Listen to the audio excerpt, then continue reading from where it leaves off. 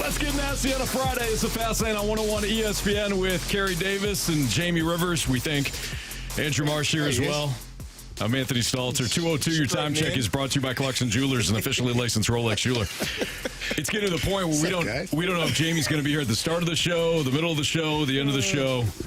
Oh, like you act like I haven't been here for friggin' 2 hours already. We look over and Jamie is nowhere to be found. I forgot my glasses. I forgot my phone. Like, I don't know what the hell's going on here lately, guys. The funniest was when you I forgot everything. Yeah. And came back with nothing. I forgot everything. I forgot everything. Came back running. Nothing in his hands. I don't know. Some days it just doesn't flow. It's all right. It's fine. I don't know. It's fine. Anthony, I apologize that I'm not as good as you are, okay? I like the general. I'm not as good as you are. Well, the Rangers weren't as good on special teams last night as the Blues, who had that on their bingo card. Blues 5, Rangers 2, Jordan Kyrou, incredible night. Jordan Binnington, incredible night. Jamie? Yeah. Looks like the changes on the power play worked. They did. You know, you wanted to increase the volume of pucks to the net. You wanted to increase the volume of bodies to the net. And I think the Blues did that overall. And I think that Drew Bannister, a couple things I noticed right away is the shifts were shorter on the power play. And I had talked about this just, with people not really on the team, but just as we're watching. Like the power play shifts were getting to be like a minute and a half, a minute 35. Like that's a long time. And last night, Drew Bannister had them at like 1 minute. If you can't get your work done in the 1 minute, get off, let the other guys get there. 1 minute on the power play. So that's the first thing I noticed was the shifts were quicker. And then following that, guys were getting to the net. Jordan Kyrou's first goal, Carey, you talked about it with me. Carey thought it was like some kind of a set play. Yeah. The breakout itself is a set breakout. You have patterns that everybody, their routes that they go through and whatnot. Once you cross the blue line, though, it's all bets off at that point. You're getting creative. You're moving the puck. You're using your talents and your abilities. And I said to Carey, I go, that's the heartache and the exhilaration of putting creative players together. Because if they don't score that goal, that one extra pass from Booch to Kyrou, if it gets deflected and they go back down the other way, there's heartache. Right. But instead, there was exhilaration because you're like, man, what a play that was. So you got to take the good and the bad sometimes, sporadically as it happens. But Jordan Kyrou gets to the front of the net on that one there. He started the play, got across the blue line, dropped past the puck to Robert Thomas, who made a great no-look slap pass over to Booch. Booch hits Kyrou, who continued to the net, and Jake Neighbors was also at the net. Yeah. So it was a beautiful goal there. And then the next one, Drew Bannister, he's operating a lot from not feel, but what he's recognizing in the game. And Kevin Hayes had started on the first or the second power play unit earlier in the game.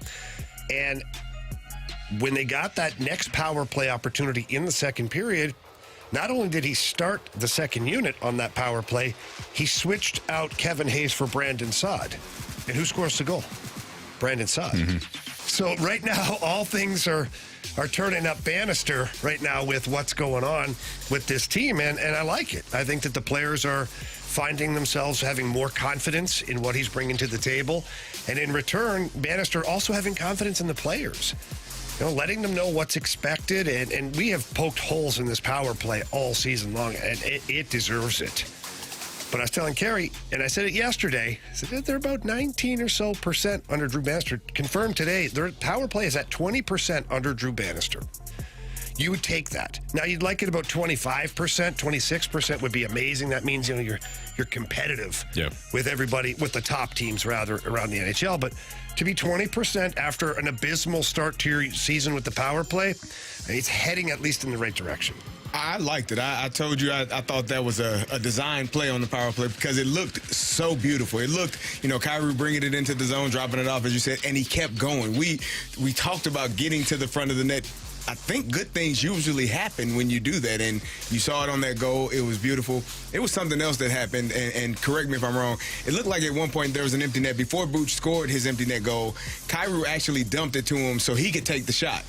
Kyrou could have taken a shot and gotten his fourth goal. But for me, when you do that for a teammate playing against their former team, I think that shows a lot about Jordan Kyrou as well. Not selfish. I'm trying to get my guy a goal. We always want to perform well against our former teams because the hell with you.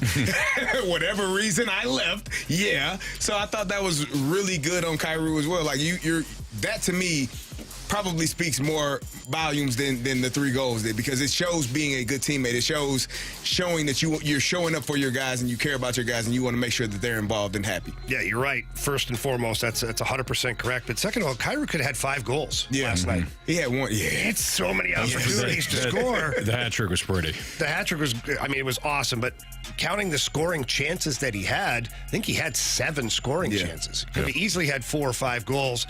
But what's funny, and we were talking about this coming into the show, and I'm sure that a lot of our listeners are probably wondering, what the hell happened when Buchnevich scored the empty netter and then he smashes his stick over the top of the glass? He's a psychopath in the best way possible. Yes, and we love him He'd for fit it. in well there with the fast lane. We're all psychopaths. As soon as we get through some language barriers, we'll get him on here one day. Absolutely. But, talking to Booch about it, and he was mad because he missed the first open net and felt like he cost his team a bad face-off and whatnot. Then he finally scores, and he was like almost even more ticked off at himself. Like, now you score. Now you score. And it breaks his stick. It was a pretty funny moment. John Kelly and I couldn't help but laugh literally on the air about what was going on. And his teammates, everybody's kind of like shaking their head like, what is going on here? But he made good on it. He grabbed a brand new stick, skated over, and handed it to one of the fans, I think, that may have been hit by some shrapnel. Gotta be careful. Jordan Binnington was just disgustingly good. Gave up the one early goal. Do you think he was good last night? I think he listen. Was great. Jamie, I don't know hockey like you do. 40 saves on the night. Binnington made several just incredible saves throughout. That was a complete domination from start to finish. You won on special teams. You won on 5-on-5. Yeah, you gave up the early goal. Then your goaltender shuts him down virtually the rest of the way, almost the rest of the way. Yeah. Just top to bottom. When you look and you see Jordan Kyrou with the hat trick and Jordan Binnington with 40 saves and Pavel Buchnevich with a goal and assist, you need your top guys to perform to win games like that. The Rangers, the Lightning, the Bruins, the Avalanche, the Golden Knights, they have started to rack up some wins against Panthers, some big time opponents. Your top guys got to be your top guys. It can be as simple as that at times. So how do they win 5-2? They capitalize on their opportunities on the power play. Their studs were their studs. And you come away with an excellent victory. What's one more thing, Marshy? You watch the games too. What's one more thing that doesn't? It shows up on the score sheet, but nobody really pays attention to it. Actually, it shows up on the stat sheet, not the score sheet. Tell him. Blocked shots. Blocked shots. I was gonna say, yeah. Gotta block those shots, Anthony. You missed it, but that's okay. No, not clearance. I'll help him. Oh, clearing the puck. Typically, it's clearing it out of the zone. Those are the things that do not show up on the stat sheet, but we appreciate them nevertheless. Typically, you get that puck out of your zone. Absolutely. Clear it. You clear it out. It's going to be tough for them to score, Marsh. I'll teach you. You know what's a good way to clear the puck, Anthony? Laying your body in the line, getting in that shot lane, and then the puck ricochets right off your shin pad and goes right out of the zone. Or that's fine, or your teammate picks it up and he clears it out. Yeah, it's all it's a recipe for success. Here, bottom line is you get that clearing it. You get that puck out of the damn zone as quickly as possible. You can't clear the zone if you don't have the puck, and you don't have the puck unless you block shots. This is why he's it all back together. But the Blues definitely, laying out last night. Torrey Krug blocked a shot on the outside of his knee. He went hobbling down the runway. Jordan Kyrou had a block shot last night. Colton Parayko, Braden Shen, Kasperi Kapanen, he laid out, got dinged by one, was hobbling around and dropped back down again and blocked another one. That's the stuff that winning teams do. I said it last night on the broadcast. I said that's winning hockey. The goals and the pretty plays and all that, that's awesome. But winning hockey is blocking shots and doing the little things that nobody really likes doing in order to get the victory. The thing I did appreciate, and we talked about it, that first 2 minutes, I was like, this is going to be a bad game. You turned the puck over I don't in your like zone. your negative attitude. Jamie, I was like, oh, my God. Yeah, they hit the post like 1 minute into the game. They turned the puck over. I'm like, oh, this is. And then the next turnover cost a goal. I'm like, oh, we're down 1. That's not going to be, it's going to be a long night. And then you're able to get out of it and get out of, they still turn the puck over a bit, but not have those errors that cost you goals and put you in the bind. So I thought they did a really good job because, again, this is a team. Maybe Drew Bannister does have a little something about him that just is bringing something different out of this group because we've seen it earlier in the year. You get down to go and turn the puck over and play in the way that they did in the first 2 minutes, you probably lose that game. And it's probably with 42 shots on goal by the Rangers, you probably give up about 5 or 6 goals in that game. Oh, yeah. If it's earlier in the season in comparison to what it is now. You had a lot of things go right for you last night. Drew Bannister wasn't thrilled with the 5-on-5 play. We do the middle of the game interview with the head coach and talked to him about, hey, you mentioned about your team playing more direct this morning. You feel like your team's doing that? No, I don't. I'm standing there I'm standing on the bench. I'm like, you guys hear this guy? He's talking to you guys, No, I don't, and I think you just stay out of our personal business. Thank you. We were talking about torts yesterday, and there's an interview that he did a while ago where the interviewer was like, what are you guys missing? He's like, we're missing a forecheck. He's like, what do you guys need to do? Forecheck. It reminds me of that. We also got a text from the 937. We were giving Jamie some trouble before the heading into the show. 937 says, Jamie was posting about his whiskey at 10:30 this morning. Give him a break. Seriously. There you go. I mean, who wouldn't be? What time does the show start? 2 p.m. That's correct. Yeah. Okay. I wasn't drinking the whiskey.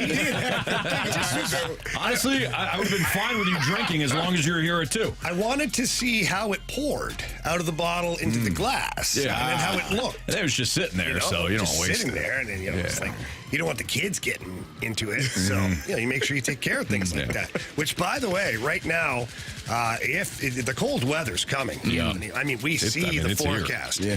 Keep yourself warm by getting yourself a nice bottle of Maker's Mark. Get the snow day version of it. Available right now for really low cost at Dirt Cheap. It'll warm you up. Oh, it does. In your mind. It's smooth. And in your brain. It's smooth, Anthony. You think you're out of the woods, and then the dog bites you. Just like, I'm like, yeah. At first, you're like, I don't know if I like that. So you take another sip, you go, I do like that a lot. Carey Davis, Andrew Marsh, Jamie Rivers, Anthony Stalter. It's a Fast Lane on 101 ESPN. Jordan Hicks to the Giants. Marcus Stroman to the Yankees. Should we be mad at your Cardinals? Probably. That's next on 101 ESPN.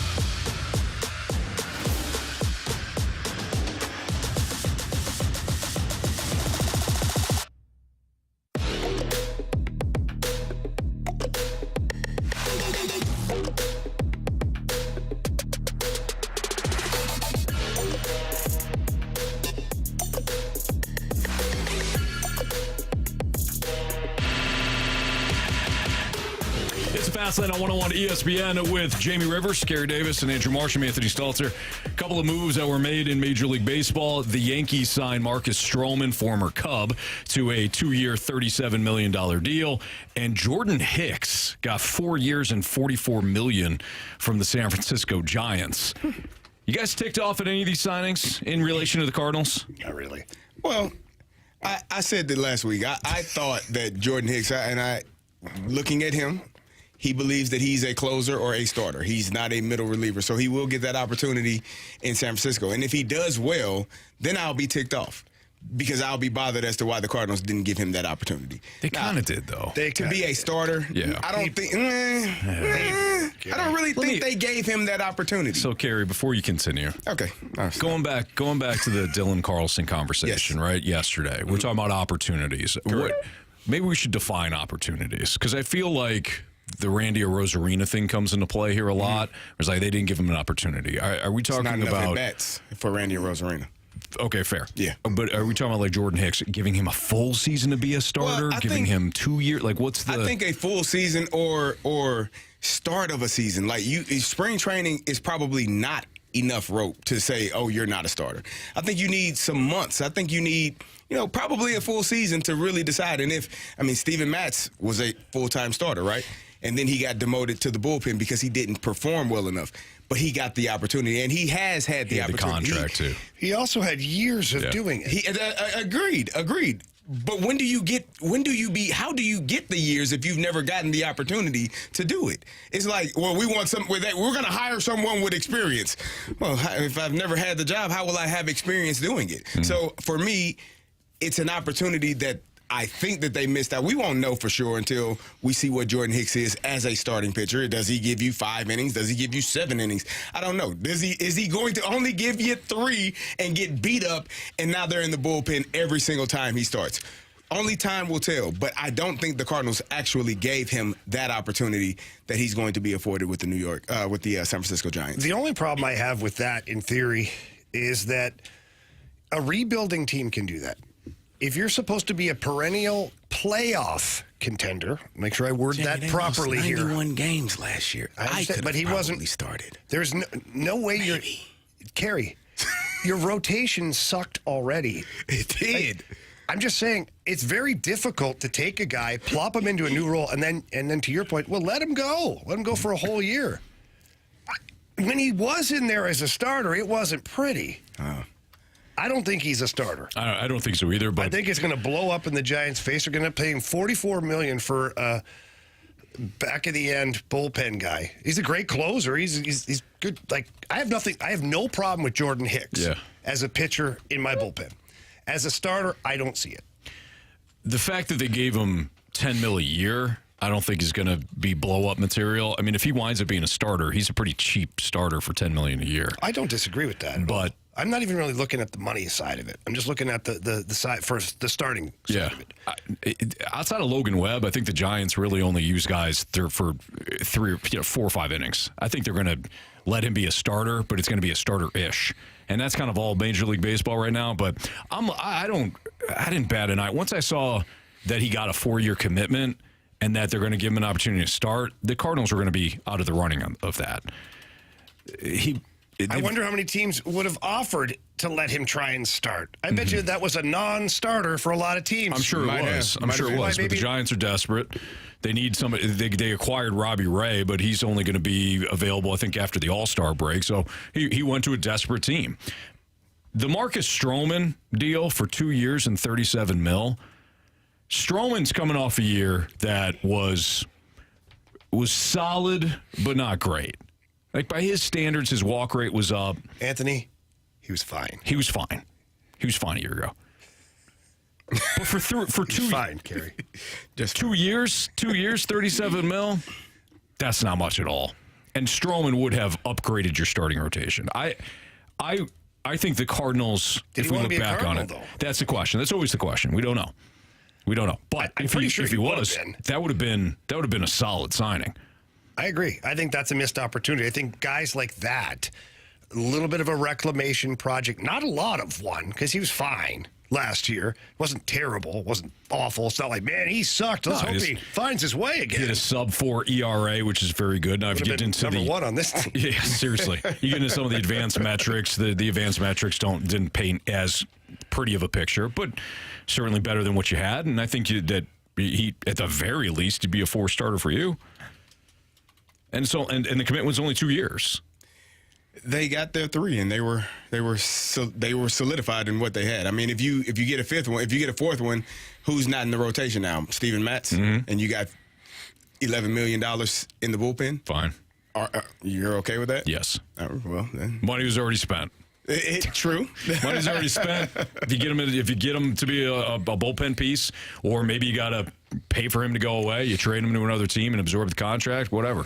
Since I'm the person that usually brings up injuries, there's a chance that you don't go the entire season with all 5 starters being healthy. The odds are high. So then you could then place one of those guys back into the rotation. Sure. And the same thing can be said for some of the younger guys, too. But this is typically where we're at with the Cardinals. They walk the line of having just enough, and then when disaster strikes, do they have an appropriate answer? Usually, over the last couple of years, the answer is no. Well, I think that it's going to be a season to look and see. I mean, last year we didn't expect that starting rotation to blow up in the manner in which it did. Miles Michaelis had a terrible year. Like that was an off year for him. So you hope that he can bounce back. The guys that they have are a little bit older. They are older gentlemen. They've been doing this for a while, which means they have the track record. Seasoned vets is what we like to call them. They've been doing this for wily veterans. Yeah, they've been around for a while, right? So you hope that they are much better than they were last year as well. But I think that's the concern for me, because the older you get, it's extremely hard to get better. It's hard to maintain. It's hard as hell to maintain, and the older you get, so you got to get down to mentality, right? There you go. Rediscover yourself. Right there. Oh yeah. But I think that's the concern for me is when you have the seasons that they had. Lance Lynn leading the major leagues in home runs allowed, and people they play. He gave up more home runs on the road than he did at home. Mm-hmm. So that's a concern. When you talk about Kyle Gibson and Sonny Gray and all, there are a lot of hits. Miles Michaelis, those 3, Michaelis, Lance Lynn, and Gibson, they were top 5 in hits allowed. That's a concern. Well, they pitched a lot. Yeah. And they are 1 year older than they were last year. That should be a concern. If it's not, call me crazy. So then hop on my bandwagon What's here. your bandwagon? We should have signed Marcus Stroman. I don't disagree. Okay. I don't disagree. Carey did it again to us. I never disagreed with that. I want passion. I didn't disagree. Just get in.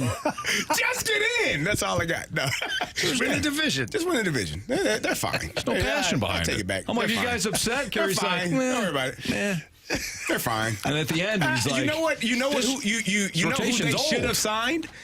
Last year, they should have re-signed Jordan Montgomery. How about that? They should have done that. Hey, you could still sign Jordan Montgomery. don't think They're he not would've going to signed. sign him now. Why I not? don't think Montgomery would have It's going signed to cost too much money. People say sign him, sign him. I don't think he would have signed. I think differently, because he was struggling at one point. And so there's a fear, there's a fear that, damn, if this season if I continue to stink like this, maybe I won't get the contract that I want at the end. I need to get out of here because I stink with this team. Maybe that too. Wouldn't the Cardinals then not want to sign him? Like, since he was struggling, wouldn't that then make the Cardinals be like, I don't know if we want to sign this guy, because hindsight's 2020. Yeah. He ends up pitching really well in the postseason. Now we're like, oh yeah, we definitely need to bring him back. I think you could see Jordan Montgomery last year and tell that his struggles. I mean, it wasn't that he was pitching poorly at times. Right. It's just that things weren't going his way, and that's probably more so damn with the Wilson team. Contreras. Yeah, that guy. Yeah, blame somebody. Yeah. I threw the pitch, but it's your fault. Mm-hmm. It came out of my hand. I'm going to blame you, sir. Location was poor. Yep. But, it's your fault. No, I think they haven't signed. Contreras' fault. That's exactly. Marsh, I think they haven't signed him because they feel as though that they're good. The St. Louis That's Cardinals? the issue. They don't need him. We're good. They look in the mirror, and instead of seeing what they are, which is a 5, they look and they say, God damn, I look good. Man, that's some shallow Hal stuff. Exactly. They look in that mirror and they go, man, This is shallow Hal. I'm a 12. No, they That's the think other problem. players are 12s. Yes. All right, it's the Fast Lane on 101 ESPN. One of the matchups this wild card weekend, I don't think anybody could have predicted, especially in the manner that we're about to see it tomorrow. That's next on 101 ESPN.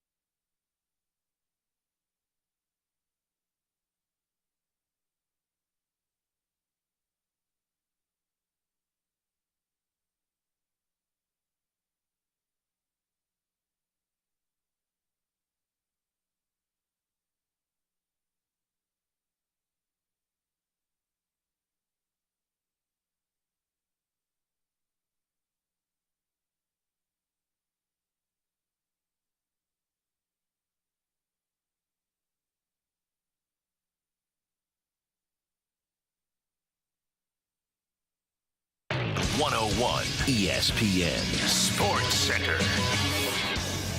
I'm Andrew Marsh. It's time for a Sports Center update driven by Johnny Londoff Chevrolet and Johnny Londoff Autoplex. The Blues pick up a victory last night over the New York Rangers, a final of 5-2. Jordan Kyrou with a hat trick and Jordan Bennington stopping 40 of 42 in the Blues victory over New York. The Blues will be back in action tomorrow, taking on the Boston Bruins. Pregame starts at 6, puck drop is at 7, and you can catch all the action right here on 101 ESPN. We just talked about Jordan Hicks. Hicks and the San Francisco Giants agreed to a 4-year, $44 million deal. Hicks is expected to work as a starter for the Giants. This weekend, we have NFL action for you. Bills and Steelers, Cowboys and Packers, Lions and Rams. We're going to dive into the NFL matchups on Wild Card Weekend coming up next right here in the Fast Lane. I'm Andrew Marsh, and this Sports Center update is driven by Johnny Londoff. Find new roads and shop 24/7 at Londoff.com and LondoffAutoplex.com. Are you kidding me?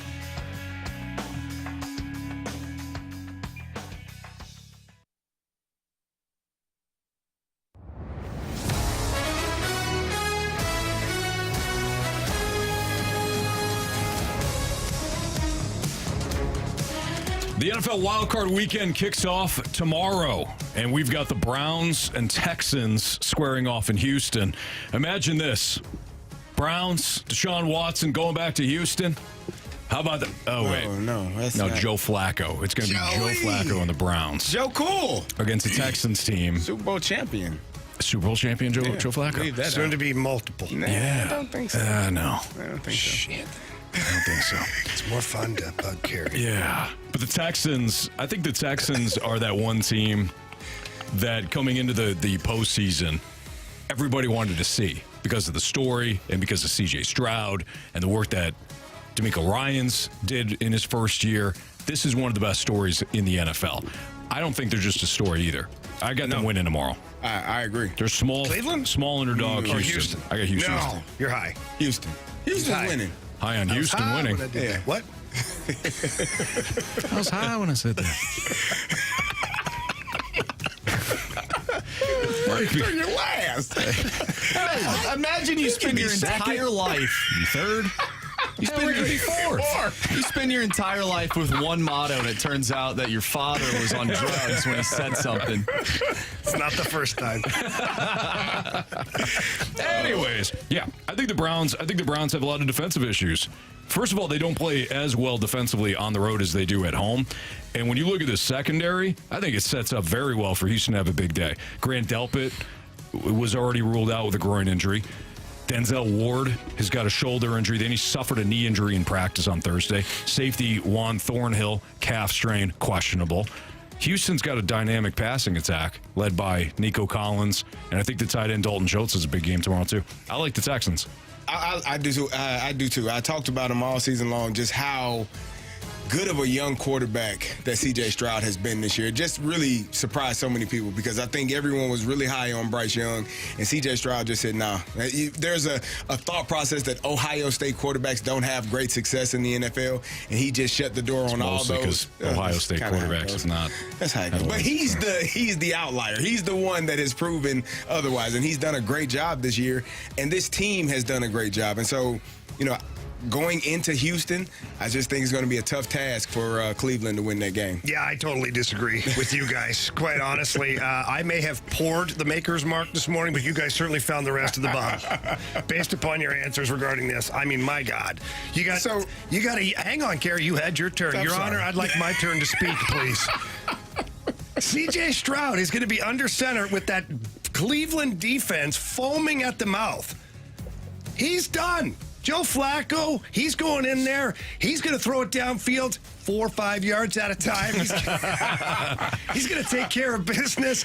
Honestly, though, I see the Cleveland defense absolutely just pulverizing that Texans offense, and I just don't think the young man's ready for it. I do think the Cleveland team is better overall. I think they take him up behind the woodshed and have their way with him, Anthony. Really? Yeah. No way. Come on. No way. Yeah, so you don't even Bring it see. on. You don't even I'll see a take close. action. I'll take action. You don't even Let's see a go. close game. No. Oh, What's boy. the spread? 2.5. Oh, fuck. There was a lot of games this year that the Texans won or lost that came down to the final drive of the game. I could totally see C.J. Stroud making his way downfield, puts the Texans in a great position to win that game, and then their defense maybe not coming up big. Joe Flacco with the experience perhaps winning that game. I could see either or happening this weekend. The pain that Cleveland franchise has endured, there's no way they're losing that game. There's no way. That is exactly why they're going to lose that game. No. They don't deserve Carey, no. They don't deserve it. No, it's Cleveland. I know you have a personal problem with Cleveland. It's the That's mistake on by you. the lake. Okay, that's on you. It's a factory of sadness. Factory of sadness. It's a factory of sadness, too. You call whatever the hell you want, man. It's fine. Yeah, You're going through some stuff right now. sadness. I can tell. They are terrible. You got me off my game talking about Cleveland winning by 10 points. The home, by the way, Cleveland, the home of the Divine Wine Bar, which is a fantastic institution. I'll tell you this. They do have some great restaurants. When you're on the road and you're in the minors and you've got that $27 per diem, you go to the Divine Wine Bar and you're all set. Wow. Yeah, Don't you talk about Cleveland like that. It's not going to help them. Okay. I don't think. All right. I got the Browns. Yeah. If you haven't figured it out, clearly. Yeah. I think we got it. Marsh, you taking the Browns or the Texans? Man, it's tough. I'm looking at the Texans wild card, their record. They're 4-2 in the wild card round, but they haven't won 2 games in a row. The last time they were in the wild card, they won. They beat the Bills in overtime. We talked about that the other day. I can't see them winning. I think the Cleveland Browns end up winning. Okay, so I'm using the trends. Marsh and Jamie against Carey and me tomorrow. Boy, I want them to win. Hey, Marshy, I got you. Don't worry about it. I would never, ever steer you wrong. Okay? I mean, at least I believe that. Which is all that matters. Which team? I was high when I said that, Ricky. Amari Cooper probably playing, but has missed a few games over the last couple of weeks. Yeah, he had the 200 and something yards against Houston, Yeah, too. he did. He did a really good job. I don't think that happens again. I don't think so either. Yeah. D'Amico Ryans will have something for him. Indeed. Which team do you think could make a deeper run if they win? For me, I'm going to go opposite of you, obviously. Cleveland with the defense. That defense is legit, man. You can argue with me all you want about Cleveland. You cannot argue that defense is not legit. I will absolutely give you Myles Garrett. What else do you need? Hey, most Sundays, the Browns didn't need anything else. To your point. They are number 1 in yards allowed per game. And that's a really team good stat, right, That is Carey? a really good stat. Yeah, a team stat. Yeah, they are. What's the splits home road? If you got them. Because Cleveland has not been as good defensively on the road. You're making it up. Not even close. You're making it up. Okay, here we go. You ready? Carey, You he tick does me this. off. This is called when he stalters it. Just Carey makes it up. Yeah, no, it's fine. I made That's it fine. up.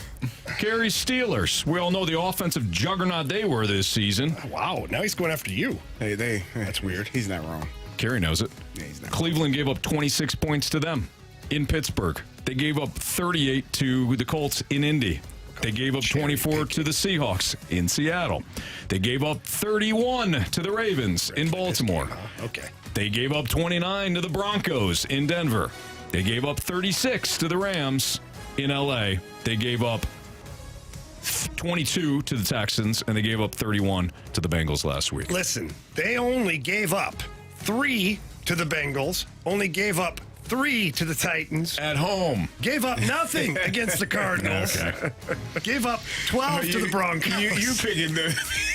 He's cherry picking. I can too. I'm not cherry picking. They're on the road tomorrow. The worst offenses in the NFL. You guys stink. Both teams can cherry pick. Okay? All right, that one's a 3:30 local time kickoff tomorrow between the Browns and the Texans. It's the Fast Lane on 101 ESPN. What's trending is next.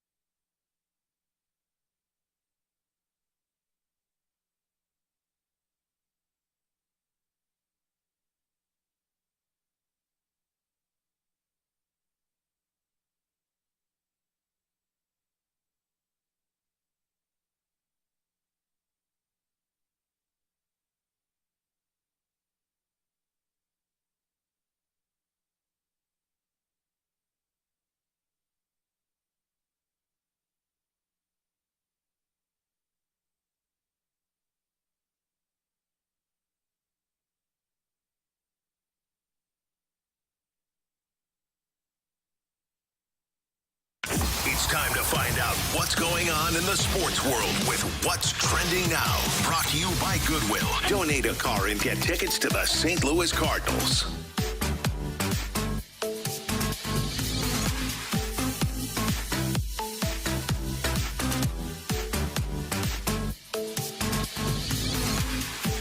Welcome back to the Fast Lane here on 101 ESPN. Anthony Stalter, Jamie Rivers, Carey Davis. I'm Andrew Marsh, and it's time for What's Trending. Guys, the other day, Nick Saban retired as Alabama's head coach, and now Kalen DeBoer of Washington has agreed to become Alabama's next head coach. Do we find that to be the right fit for DeBoer and for Alabama? Anthony, yeah, your guy Pete DeBoer, this is his brother. They both coached on the West Coast. You know, Pete DeBoer was in San Jose. Yeah. Now he's coaching the Dallas Stars. And Kellen DeBoer up in Washington, Northwest. You know, these guys, different sports, both cutting their teeth in the coaching business. Both doing a fine job. Mom and Dad must be proud. Yeah. Kalen DeBoer is 104-12 as head coach. Is that good? I would say so. He was in Sioux Falls, 67-3 there before he got hired by Fresno State. He spent 2 seasons as Fresno State's head coach, or at least one as an interim and one as a full-time coach, went 12-6. And then at Washington the last 2 years, 25-3, including a national championship appearance. It's an excellent hire. Not bad. I mean, it's good for him. He's obviously. Is it? Yeah. I think it's a good. I think obviously it's great It's a for him. different animal, boys. I was gonna, No disagreement there, but he's going to an easier conference. The Big Ten obviously is something that he was worried about. Washington going to the Big Ten, going to an easier conference with the SEC. So it's a good decision for him. Very good decision for him. Carey's, he's into the cough syrup today. I don't know what to tell you. boy, his Big Ten buy is really coming out today. Big Ten, so much harder than the SEC, said no one ever. Yeah, we saw it in the national championship game. We But did, either way. Carey. No, seriously, it I'm was happy for your conference. I am too, not for Michigan, but for the conference. For him though, don't worry, guy.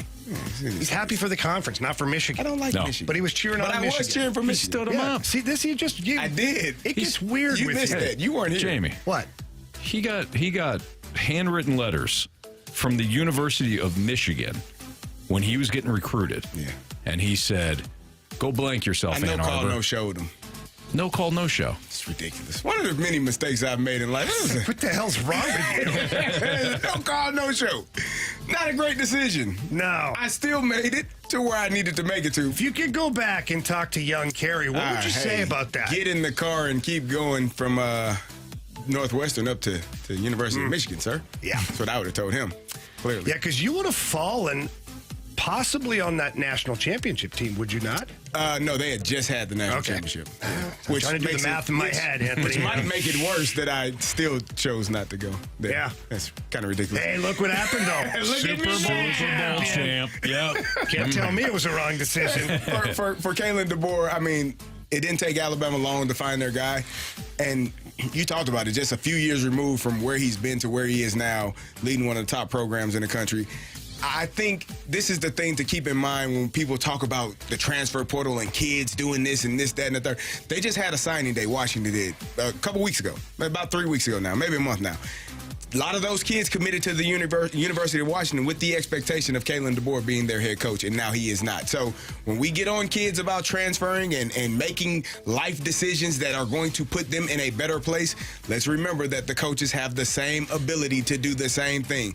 Kids sign somewhere, coaches going within a month. It happens. Don't get frustrated with the kids because you respect the coach that goes and gets a better job or makes more money. Do the same thing for these young men and young women that make that decision. Well said. Yesterday, we played matchmaker for some of the NFL head coaching vacancies. We thought Mike Vrabel would be with the Patriots. That is not the case. Gerard Mayo is the head coach for New England What do we now. know about this guy? Drafted in New England, former player. Yeah. But what else do we know? So- I've never heard of him as a coach. Now, I'm not like you guys. I'm not diving into NFL coaching rosters on every single team, especially my team, because it was Bill Belichick. That's all I cared about. Right. And so I was like, for them to hire internally with this guy, I mean, I did not see it coming. It tells me that this was the plan all along. 31 other teams wouldn't hire Gerard Mayo with limited experience from a coaching standpoint. Robert Kraft at one point regretted not hiring Bill Belichick after he had been let go by Cleveland. Mm-hmm. It wasn't until many years later where he said, Bill Belichick, there's something there. I want to make sure that I get this right. So he sent the draft pick to the Jets, and the rest is history. So he sees something in Gerard Mayo, his work ethic and all that he decides he's going to lead the rebuild. I wonder if this also allows everybody to be patient because the roster isn't good. He's inexperienced. It's going to be ugly. They gave him a contract last year that apparently Bill Belichick was like, wait a minute. I think this was the writing on the wall. I think this was the writing on the wall. In hindsight. And he's been there since 2019 as an inside linebackers coach. He is a former player, obviously, but I think they've been kind of grooming him for this role, for this position.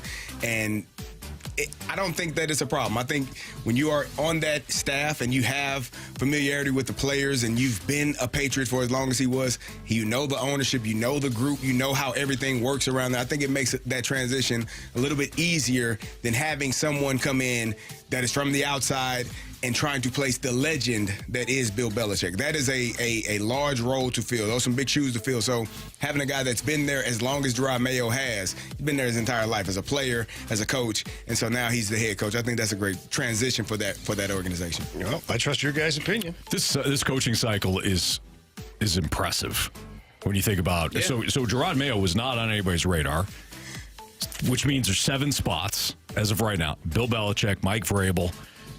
I don't know. Pete Carroll said today he doesn't know if he's going to get another coaching opportunity. Jim Harbaugh is still out there. Then you got the hot coordinators like Ben Johnson.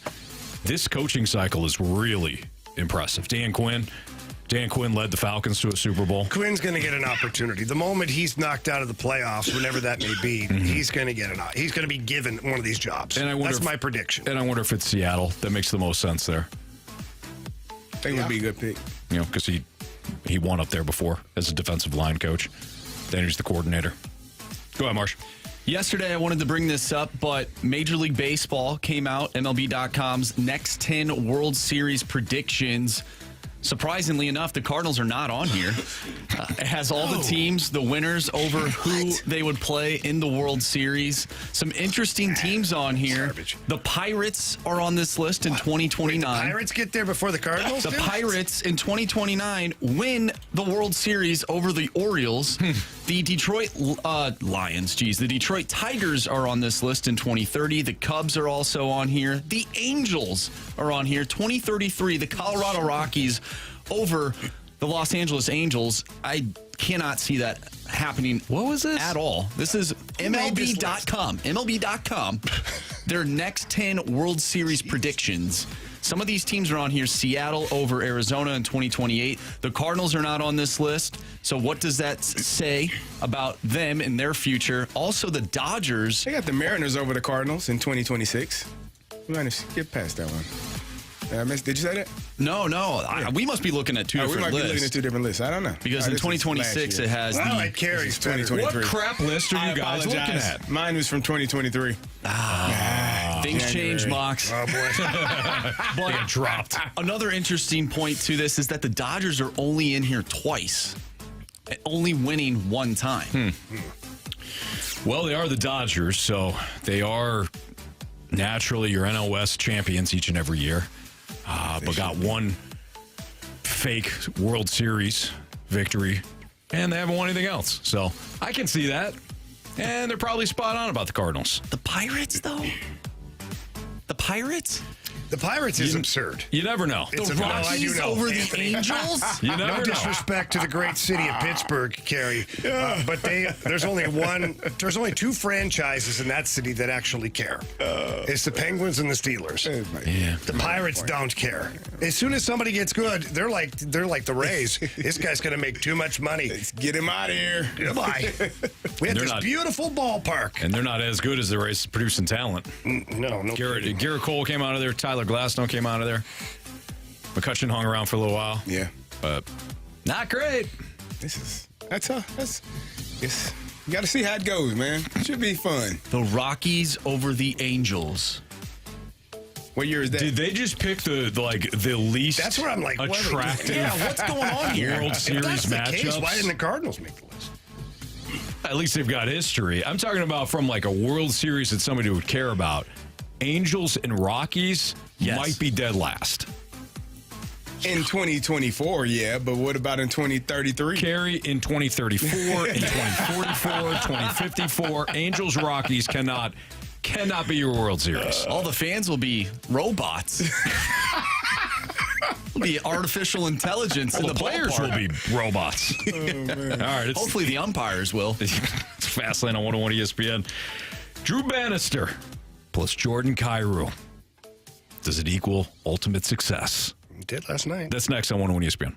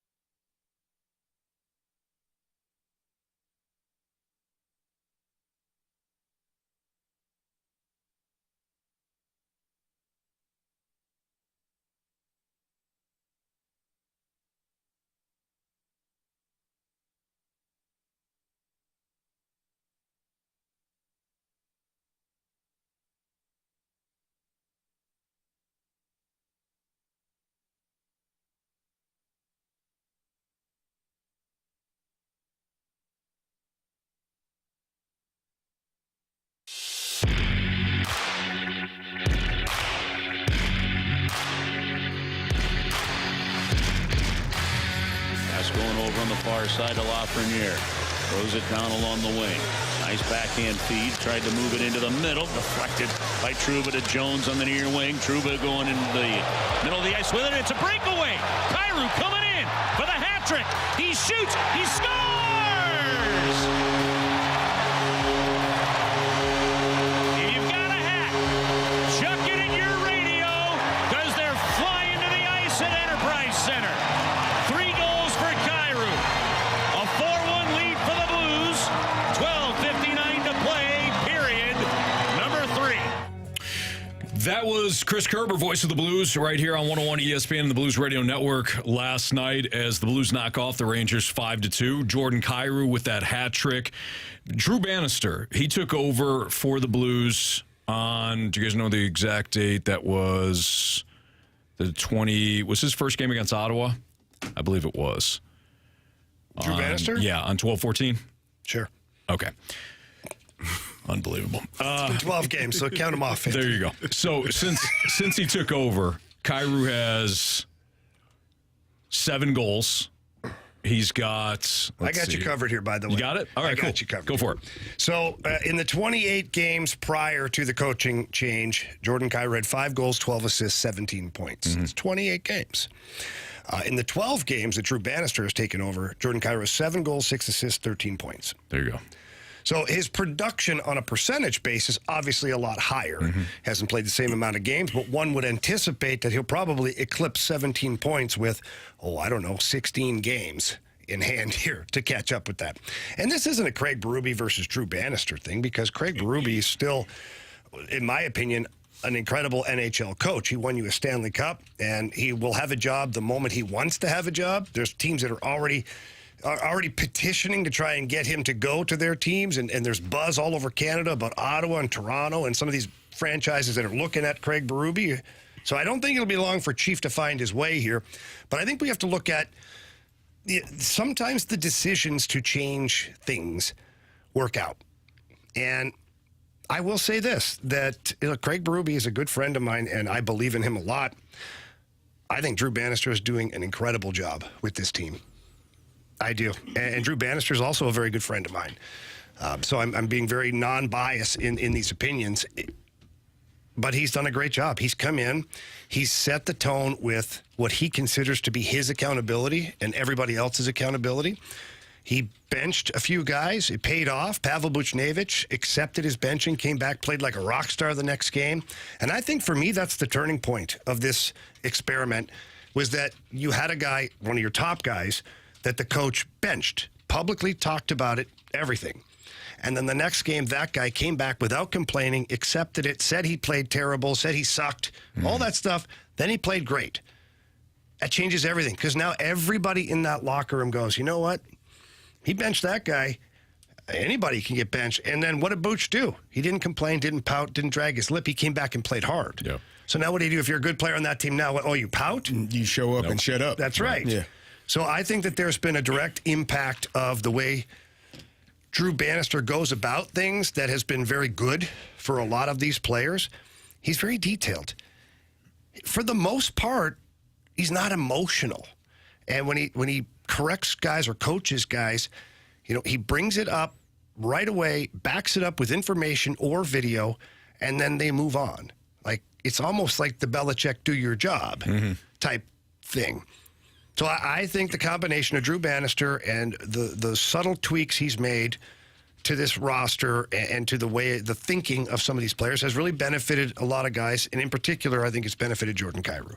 Is it fair to say that looking at this team now, 8-4, 12 games, when I watch them, and I talked about Kyrou making the unselfish decision to try to get Booch a goal in the empty netter, it feels like this team realized they got a good man fired. Like, we didn't do enough. We know when coaches get fired, it's normally because the players aren't playing up to the level. Now, sometimes there are other, cases and instances, but in this case, it was the players just weren't playing well enough. And when I'm watching them now, it feels like there's more. They're more dialed in. They're more locked in. They're more attentive to the details of the game plan night in and night out. And if they aren't holding themselves accountable, they correct it quicker than they did prior when Berube was the head coach. And that's. We talked about it earlier. When the Rangers scored that first goal a couple of months ago, this game would have been over. Like, the way that they scored, the amount of pressure that they were applying to the Blues, but they found a way to tie it up, take the lead, and not look back. And so I just feel like that this team, when you're watching them, they have more of a sense of purpose, knowing we may have messed up with that one. We don't want to be the reason that this happens and we continue to lose and it happens again. Yeah, and don't get me wrong here. The players, to your point, they absolutely felt that way. They did. Asking a lot of the guys there, they said that, it was kind of embarrassing to have a coach fired, a very good coach fired because of their inability to play consistent hockey. And it's just, we get a couple of texts here to the Air Comfort Service text line. You can text in anytime, by the way, to 314-399-9646. And people wondering, is it a different message? Is it different? What's different?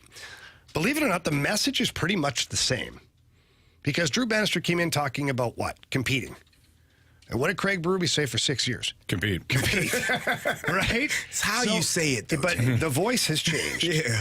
And the voice has changed, and also the reality of one guy losing his job has also changed how guys are hearing it, possibly. It sends shockwaves through you when you see a guy that's in your locker room, whether it's a player or a coach, and that player is no longer there or that coach is no longer there. It's like, oh, it's real. Because before you're like, we'll figure it out. And then you're like, oh, he got fired. We better figure it out today instead of in 2 weeks or in a month. We got to figure this out now because, hell, I could be the next person walking out this door and not returning. Well, that's a key right there, too, is they're not about to fire another coach. Correct. So the next move is start shipping off players. Yeah. And if that happens, it's not shipping off players to build a contender. You're not doing that. Like, Doug Armstrong's not going to take this locker room, dismantle it, and build a contender. No, because if you're losing and you're playing poorly, Doug Armstrong's not getting a lot for who he's trading for. Right. I mean, depending on who the player is, of course, but still. So if they start trading off pieces, it's a rebuild. And a lot of these guys have long term on their contracts. That means a lot of pain and suffering for 3, 4, 5 years, possibly. Right. And it's on their shoulders. They can change that by staying competitive, by staying in the wild card mix, to which I believe they're 1 point out of the playoffs again. That's how fast it happens right now, especially with the Oilers going on a tear of, 9 games in a row. Like, there's other teams that are catching fire, too, so you got to make sure that you're winning some games. I just think that there's been a realization that this group has to compete every night. They're not talented enough to just walk into a building and win because they've got more studs than the other team. But look at their wins here recently. They've done a fantastic job. They should have gotten at least a point out of the Colorado game. They didn't. They went into Pittsburgh, back-to-back, tough game, whatever. Competed, still lost. But after that, they've got wins against Vancouver, Carolina, last night against a very good Rangers team. Like, those are 3 of the top teams in the NHL, and you just beat them. And everybody's talking about this being a gauntlet part of the season because now you got the Bruins on Saturday. Like, it's a tough go here. So for the Blues to get these wins right now in the manner that they are getting the wins, I think it's a significant change for this team. Do you think he can hold on to the full-time gig? Do you think he could have the interim tag removed? Well, look, it's 12 games in, right? So it's tough to say. I personally, for me, I don't like interim. I don't like that. In professional sports, I don't like it. It kind of feels like the substitute teacher. And if I'm firing a coach or changing coaches, I want to give the next guy power. I want to give him the swagger to walk through the middle of that room, and he's the guy. Like, you better listen. Now, Drew Bannister has walked in with the swagger, and he's just fine carrying the interim tag, and he's been very good at what he's doing. I would have probably given him the rest of this year and next year in a contract, mirroring what's left on Craig Berube's deal. And obviously the rate would be substantially lower because you're giving a minor league coach his first opportunity. Just be happy to be here type thing. And that way there, if the team is unsatisfied with the deal or unsatisfied with the job he's doing, his contract mirrors Craig Berube's, which means when Craig Berube's money comes off the books, you're free and clear because both guys come off the books. Yeah. Now, if you want to go spend some cake and go get a big dog that's out there, a big name coach, now you have the money and the resources to do it. And if you like what Drew Bannister has done in the 3/4 of a season or more that he'll be here this year, going into this offseason with only 1 year left, the lame duck contract, you can add a year onto that and be like, you know what, he is our guy. We'll add a year onto this. So now he's got 2 more years. And then you have a still discounted rate, probably. Having said that, let me rephrase. Do you think he's done? Do you think he has more of a chance now to earn the full-time gig than he did when he was hired? Absolutely, he's turning heads. Like, significantly. Within the organization, he has people sitting up and taking notice about what he's doing because there was some uninspired hockey that had been played at times by this team in the last year and a little bit. And I have yet to see an uninspired game. If we're going to pick one, maybe the Tampa game where you got the doors blown off you. That was not a great effort, not a great look. But apart from that, guys, every game, even though they've lost, the eye test has shown me that this team is still competing. Yeah. So I like what he's done. I think that people in the organization like what he's done. Now I think people are just wondering, can he sustain this kind of, not dominance, but authority with this team? Can he sustain the buy-in from the players? But here's the key. Here's the trick to it all. Players like to win. They like to win. So if they're winning hockey games and they're competing in hockey games to where they could almost win almost every hockey game, they're going to like the coach. They're going to believe that he's giving them the best opportunity to win hockey games, to get back into the playoffs. So that will, for me, that will just take care of itself at that point. All right, we got Blues and Bruins tomorrow, pregame at 6 o'clock right here on 101 ESPN. The Dolphins-Chiefs matchup is really intriguing and only partly due to the actual football game. We'll talk about that next on 101 ESPN.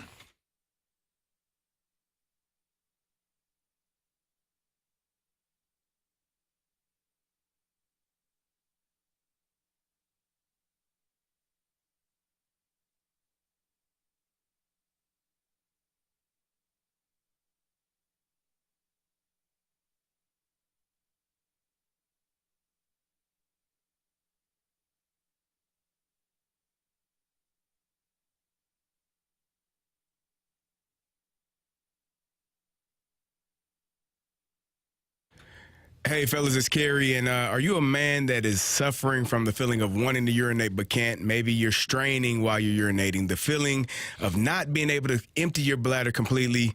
Maybe waking up a couple of times in the middle of the night to urinate and not being able to go. Well, if this is you, you could be suffering from BPH or an enlarged prostate. It's a common condition for men 60 years or older, but no need to worry. My friends at the Midwest Institute for Non-Surgical Therapy have the solution. Non-surgical, that's the part I want you to hear. That's the key part. This procedure is minimally invasive. It has lower risk of complication, no hospital stays, no sutures, scarring, or general anesthesia, relief from uncomfortable symptoms that I mentioned above, and it allows you to resume normal activities typically within a few days, all while feeling better and feeling relieved. After the procedure, most men begin to notice a difference within a month or two, and the best part about this is it's covered by most insurances. So stop waiting and get going. Reach out to mintstl.com today to schedule your appointment. That's mintstl.com, and tell them Carey sent you.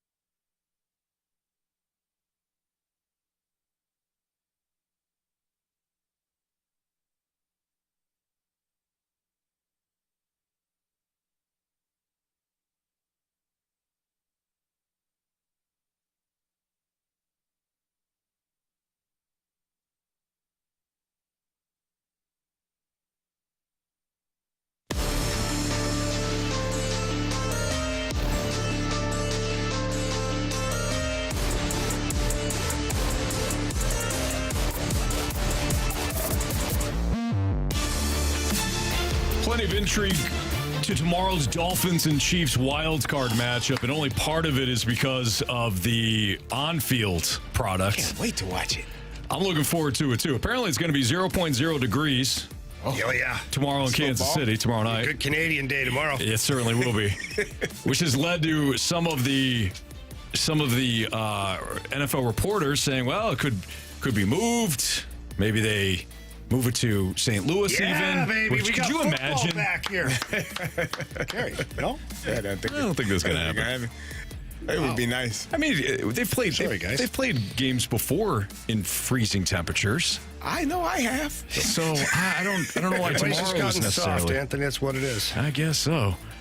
Buffalo's dealing with the same kind of, maybe not that cold, but they're dealing with a lot of winter weather, windy, cold, all that, and they're as planned. Buffalo and Pittsburgh is as planned. The other thing surrounding this game, of course, is the fact that it's on Peacock. Which is just annoying. Why? I've got they do Peacock. I that? think Well, it's see? fantastic. There you go. If you're Jamie, you're good.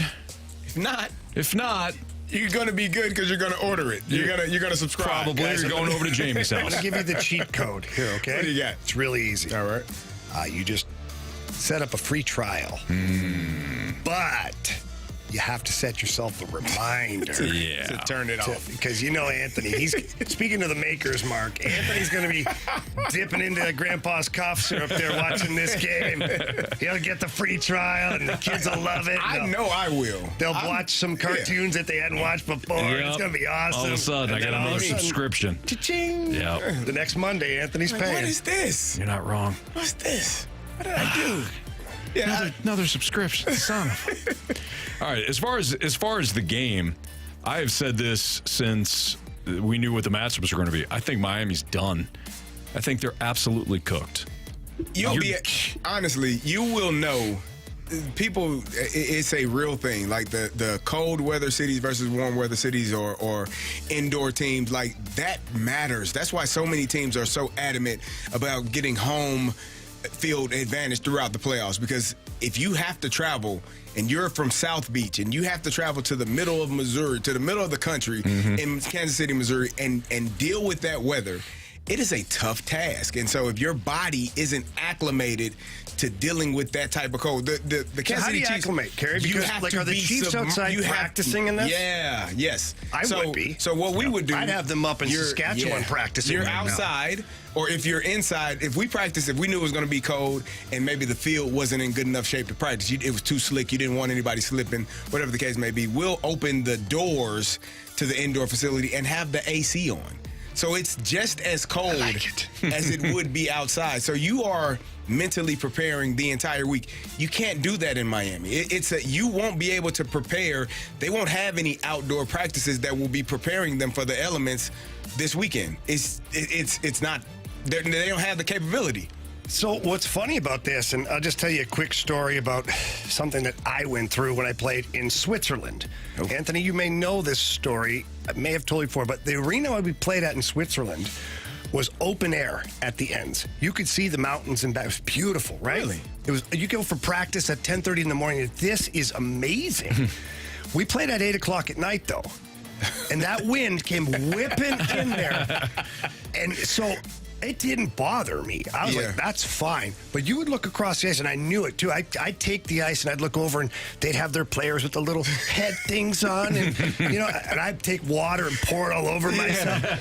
And then I'd find the top scorer, and it wasn't hard to find him because over in Switzerland they wear a helmet with flames on it and a jersey that says top scorer on the back. Are you serious? And I would look at my coach, especially on those cold nights in Ambry where I played. Yeah. He'd be like minus whatever, and I'd look and find the top scorer, and I'd say, hey, coach, first shift that guy plays, put me out there. Yeah. And I would go and run that guy and try to take his soul. Because I knew he didn't want to be out there anyways, let alone deal with me running into him all night while he's frozen cold. So I can imagine that that's a thing, too, because Tyreek is trying to fake everything out right now. Well, he's going without sleeves. Yes, we did that. Like That that was guy's a kind of man. that was the mindset. We offensively, we made sure no matter what the temperature was, offense doesn't wear any sleeves. So if you come outside and it's 6 degrees and this football team doesn't have sleeves on. They don't have anything protect. They are just playing football like this is normal. And you're on the other sideline like, what in the hell is mind wrong with these games guys? at this point. Why are they? Why aren't they warm? It doesn't matter. We're fine. We're not, but we will be, and it doesn't matter. And so we are. You're not. So it just changes the philosophy and the mindset. And so when Miami gets there, they probably are flying into Kansas City sometime today. Why would they not fly earlier? Like, if I was Miami, I'd actually go and I would practice somewhere further north. I'd go up to Minnesota and practice outside. No, I'm not joking. If I'm the Dolphins, I'm going, okay, we're predicting the worst weather possibly ever for an NFL playoff game. Yeah. As far as cold factor to it. We're going to go practice. Spend a week in Minnesota. We're going to the North Pole. Hey, Santa, move over. We got to put a practice field here. I mean, I'm exaggerating with that, but I would go to like Minnesota or even into Canada and practice for 3-4 days before that to get the body temp accustomed to it. It definitely would help. I mean, it's not going to be. The players push back? I don't think so. I don't think you would do whatever it takes to try to win a playoff game. Maybe the owner would push back because who the hell is going to fly you to Minnesota, then fly you to Kansas City, then fly you back to Miami? He doesn't like playoff wins? He doesn't like to spend money. People don't. Most of them. I'll take that next playoff money. Yeah, no kidding. So getting back to the matchup now, like I said, I think the Dolphins are in a lot of trouble. Tyreek Hill and Jalen Waddle both on the injury report. I imagine both will play. At least Tyreek will, but they're banged up. Their defense has been decimated. Their pass rush, they picked up guys like Bruce Irvin, and there's somebody else they picked up earlier this week, Justin Houston. Yeah. They picked up Justin Houston as well. Xavier Howard is doubtful. The amount of injuries that the Dolphins are dealing with defensively is a huge issue. They could be down 7 starters tomorrow. It's not great. They're done. It's not great. Chiefs win. We got a text from the 314. A few texts coming in. One, the Dolphins are 0-10 in the last 10 games played below 46 degrees. That makes sense. Not great. The 314 and 618 want to let us know that Peacock does not have a free trial anymore. Son of a... Sorry, Anthony. I tried. You'll be sorry. Apparently they removed it. You'll be sorry when I show up tomorrow to your house. I won't be sorry. Are you kidding me? I'll be happy. All right. Come on over, man. Ashley's gone for the weekend. She's got a hockey tournament. Come on over. Deal. Water's warm. But I guess it is $2. It's $2 for Peacock per month. That's where I draw the line. I thought it said if you're a student. If it's $5. Why is the playoff game on Anthony's in the Peacock? Orange Reading Group, so. What the hell? Why are you going to bring that up? Well, I'm just saying. Why are you going to bring that up? Anthony thought the crayons were flavored. You're just chewing on them. I went from, first of all, I started in the blue reading group, then I got transitioned to the orange reading group, okay? Yeah. I dominated once I got there. You were good. Yeah. Ish. Who do you guys got?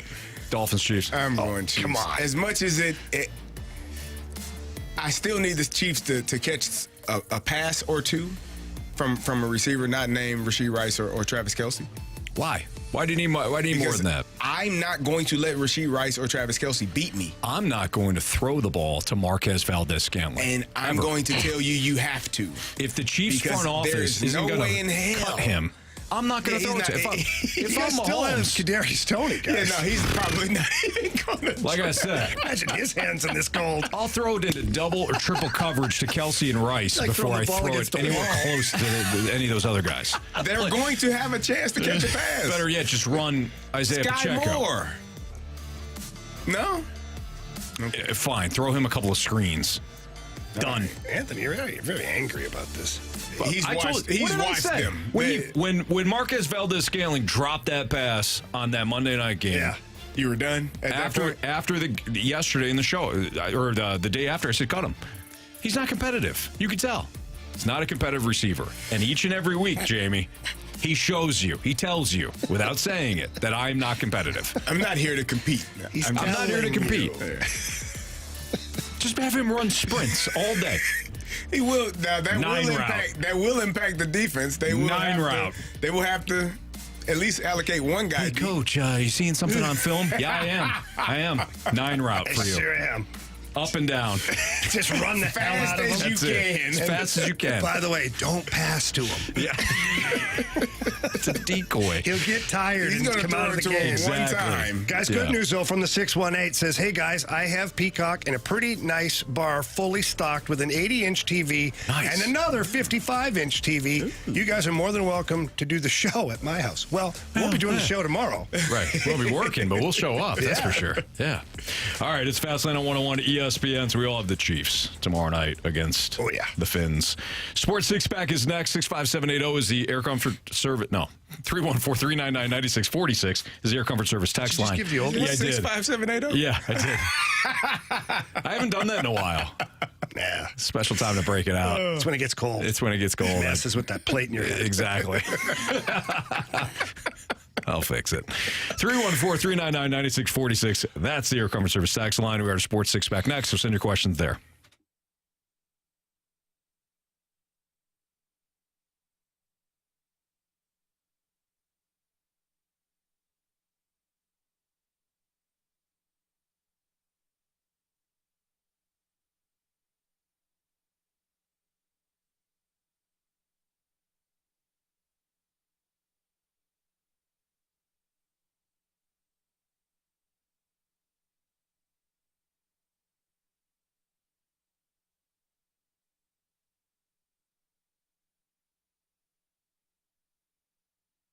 Boys are just talking about some football right there. We had the Chiefs, Dolphins. I mean, so many great games. We got the Browns going to upset the Texans. We know that's going to work.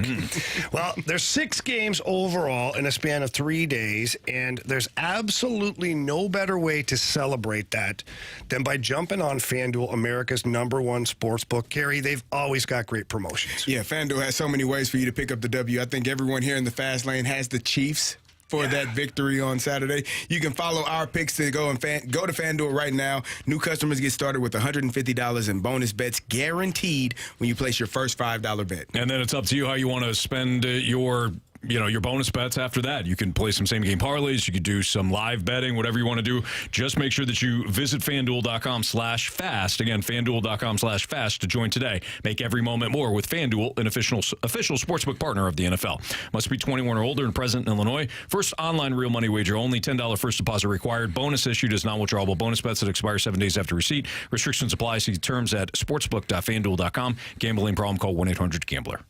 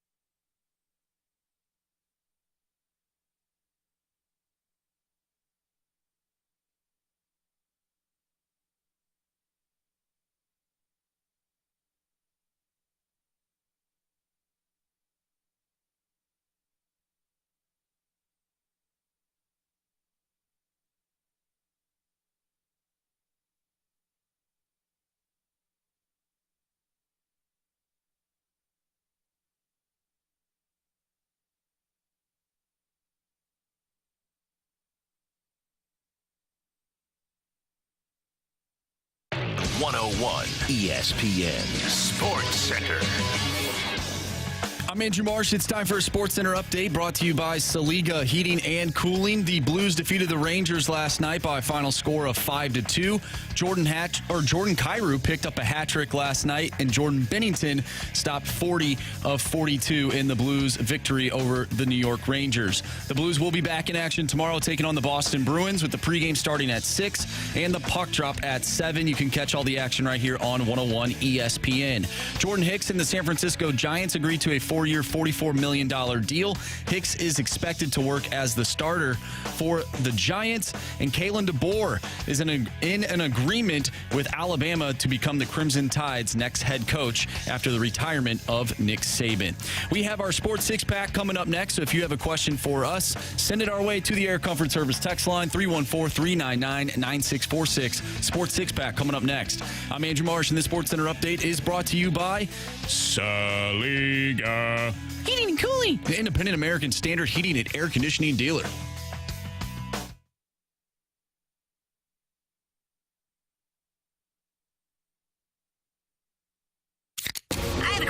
It's time for the Fast Lane to answer your sports questions. I want to ask you a bunch of questions, and I want to have them answered immediately. Asking me all these weird questions. Answer the question. Answer the question. Answer me! The Sports Six-Pack is now.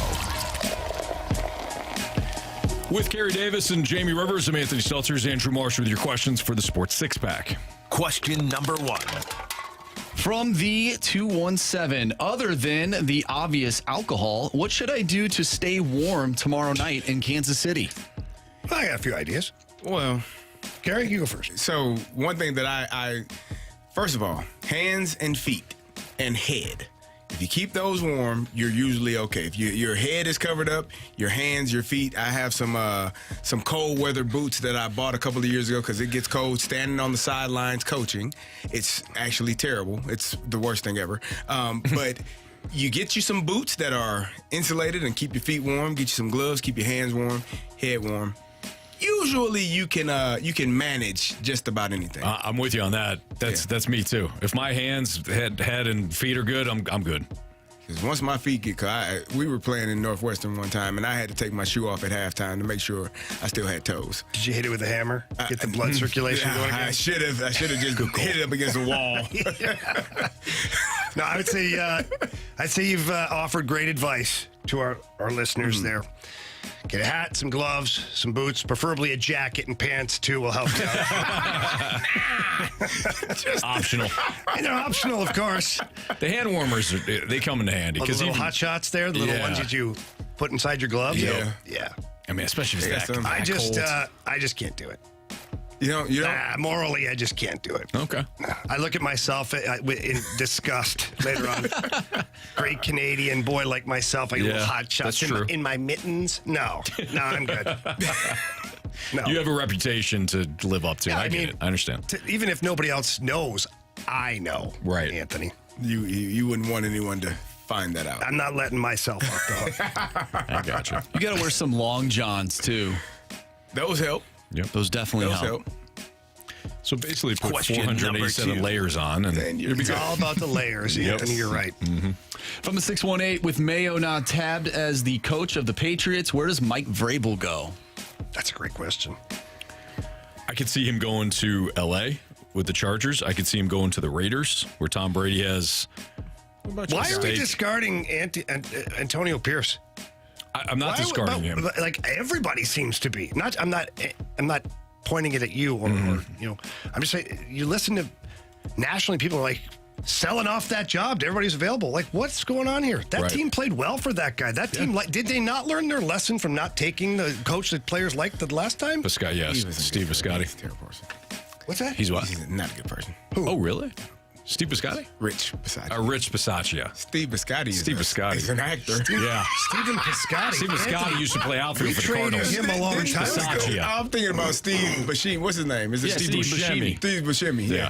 We basically combined those guys. everybody there. Rich Bisaccia. He's not a good guy, Rich Bisaccia? Why did the players like him then? They liked him.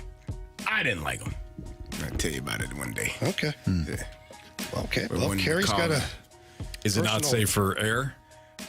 No, he was the special teams coach when I was in Tampa, and he pretty much did everything he could to make sure that the guy that he brought in made the team, and I didn't. Okay. And the guy was terrible. I mean, I don't know, he wasn't better than me, and so he did some shady things, and just not a fan of the man at all. Oh, I know that feeling. Yeah, I'm right there with you. Well, screw him then. But Antonio Pierce, he's a great guy. Yeah. What about Vrabel to Atlanta? Could you? They'd be lucky. Do you think he would fit? I think he would be the perfect fit. For what they have. I mean, they got some athletes. They got some guys, some skilled guys. You got to find the quarterback, but I think he would be the perfect fit for what they do. They need toughness. Yes. There's a reason why that what team. What makes you say that? I'm about to get to it. There's a reason why they blow leads in the fourth quarter consistently. They're not mentally tough. They're not prepared. They're not like the attention to detail isn't there. They typically have had good players or good coaches. They certainly have a good owner. Arthur Blank will do anything to bring a championship there. Right. But they don't have that mental toughness. So whether it's Belichick or Vrabel or Brian Flores, I think that should be their top three guys. Yeah. So they would be fortunate to have it. You know, if Ben Johnson goes down there, Ben Johnson would be exciting because he's an offensive mind, and he can work with pieces if they get him a quarterback. But I think the problem for that team specifically is that they just have had kind of nice guys or guys that just they don't have the attention to detail in the fourth quarter, and you're blowing games. It's not just the Super Bowl. I mean, you look back, man, they blow games every week. Ben Johnson, could he find Kyle Pitts? Is Kyle Pitts good? He's drafted in the first round. My man is always covered. I mean, always. And put him at tight end and let him line up and run against some safeties and linebackers and not split them out. Sure. That's an easy solution. He ain't going to block nobody, but he can stand there and run. They did that with Jared Cook here. They just ran the other way. Yeah. True.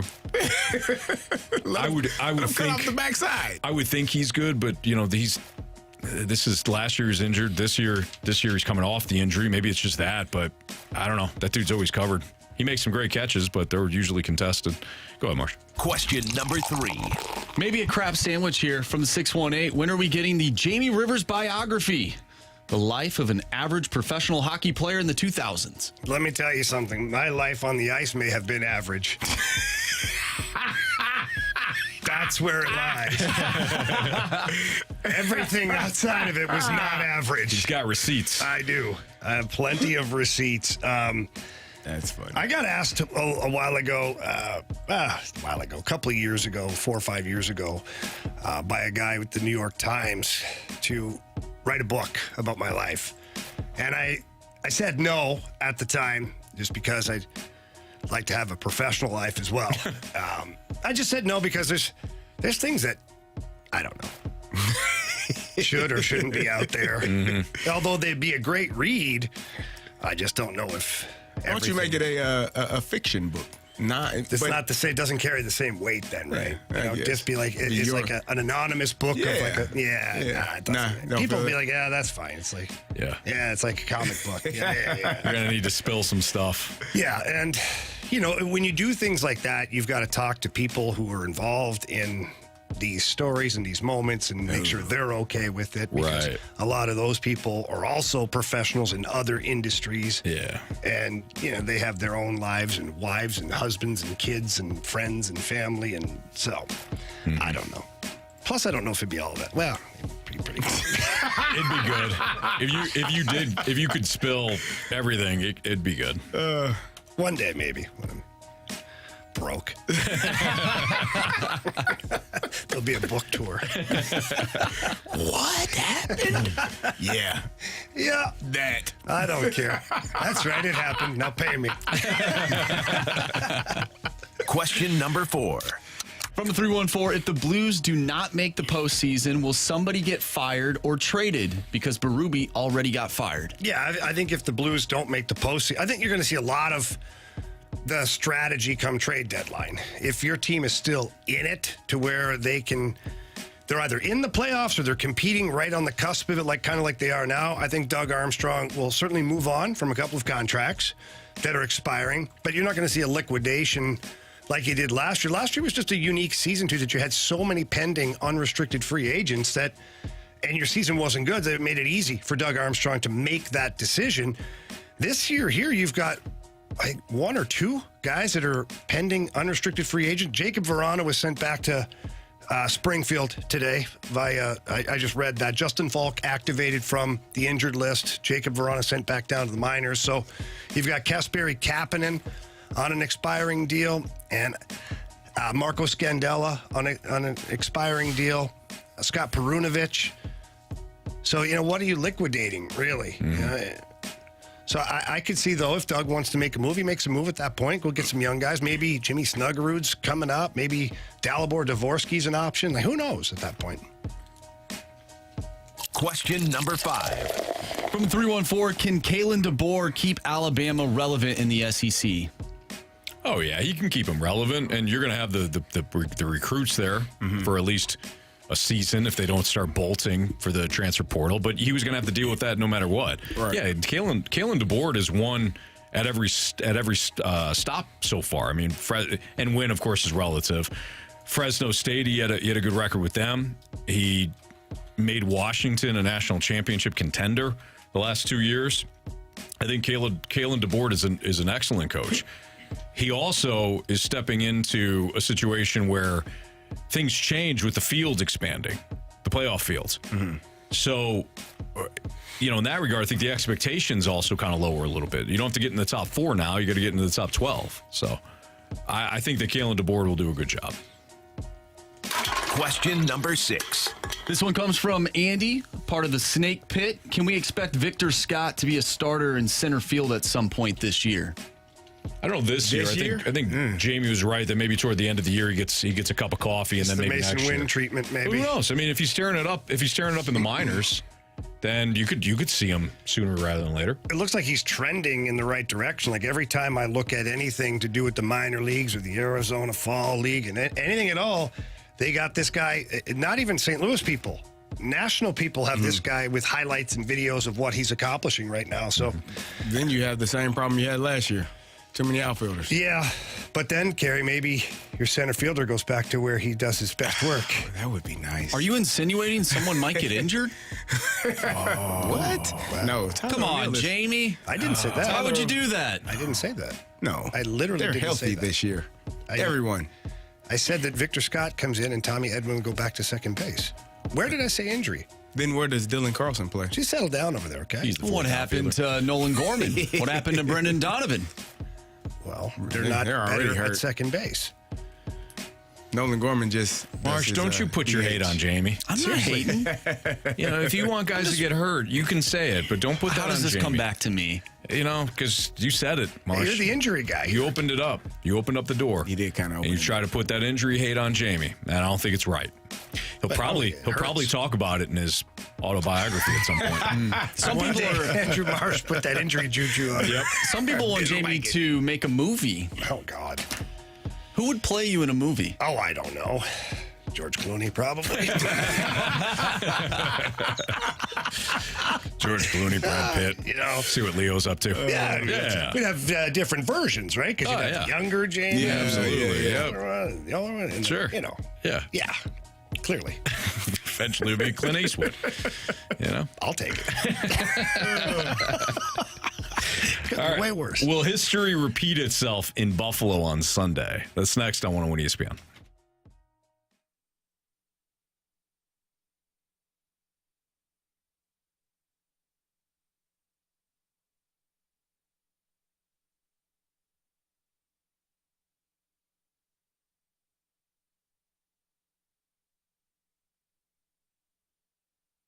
If you're in the market for a new or pre-owned vehicle, head to AutoCentersNissan.com. Peruse the 700-plus vehicles that they have right there on their website, and then go take a test drive tonight or this weekend. Because right now, you can get brand new Nissan Rogues, Nissan Pathfinders, Nissan Titans, and the savings are outstanding right now throughout the month of January. If you're looking at pre-owned vehicles, and you're not looking at Nissans, but you're looking at other makes and models, AutoCentersNissan.com and AutoCenters Nissan Herculaneum, they've got you covered in that regard too. And when you head out to Herculaneum, you'll see that it's convenient to do everything at one stop. One dealership, one location out in Herculaneum.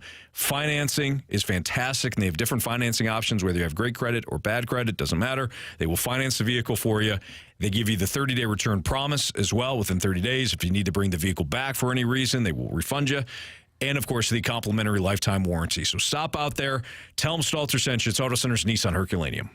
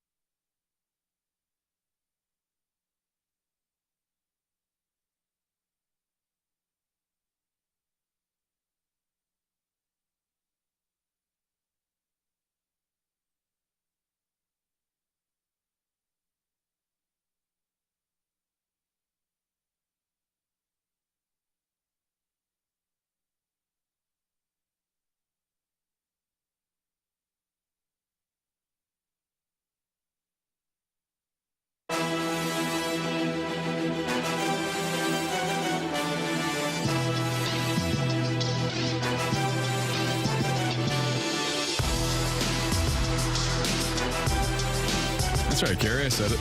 It's Fastlane on 101 ESPN. Carey Davis, Jamie Rivers, Anthony Stalter. Steelers, Bills. Carey Steelers. Last year, Cincinnati went into Buffalo, beat the Bills up, more physical team, ran all over them, left Josh Allen and Stephon Diggs frustrated. Puddled their own blood. Will history repeat itself on Sunday? Anthony? Yes. Your point was valid. It was well thought out and well put together. Not even a point, just a question. No, it won't happen. I would go with hell no. I would go with there's no chance. I don't think the Steelers. Look, it's Mike Tomlin. You know better than anybody, Carey. He'll have his guys prepared. But you don't think there's any chance at all? Really? I think there's a I'm chance. surprised that you feel that way. Here's why I think that Pittsburgh does have a chance. The only chance that they have is if Buffalo keeps them in the game, which is a real possibility. Buffalo could turn the ball over. Buffalo could decide not to run the ball effectively. Buffalo can do a lot of things that would help them win the game and potentially keep the Pittsburgh Steelers in the game. Man-to-man matchup, team versus team, the Buffalo Bills are a better team than what the Steelers are right now, especially with T.J. Watt not playing. That is that loss, having him out for this game is going to be a big loss for the Steelers.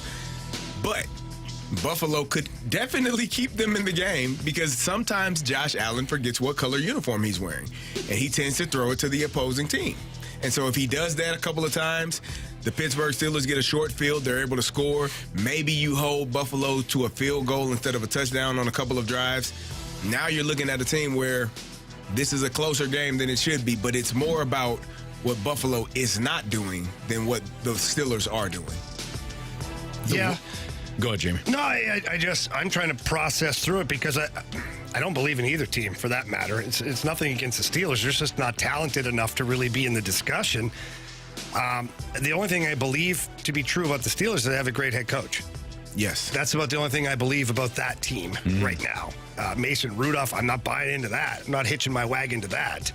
Yeah, and you've had sporadic efforts from some of their star players throughout the years. So I'm not sold on the Steelers, but in the same breath, I'm not sold on the Bills either.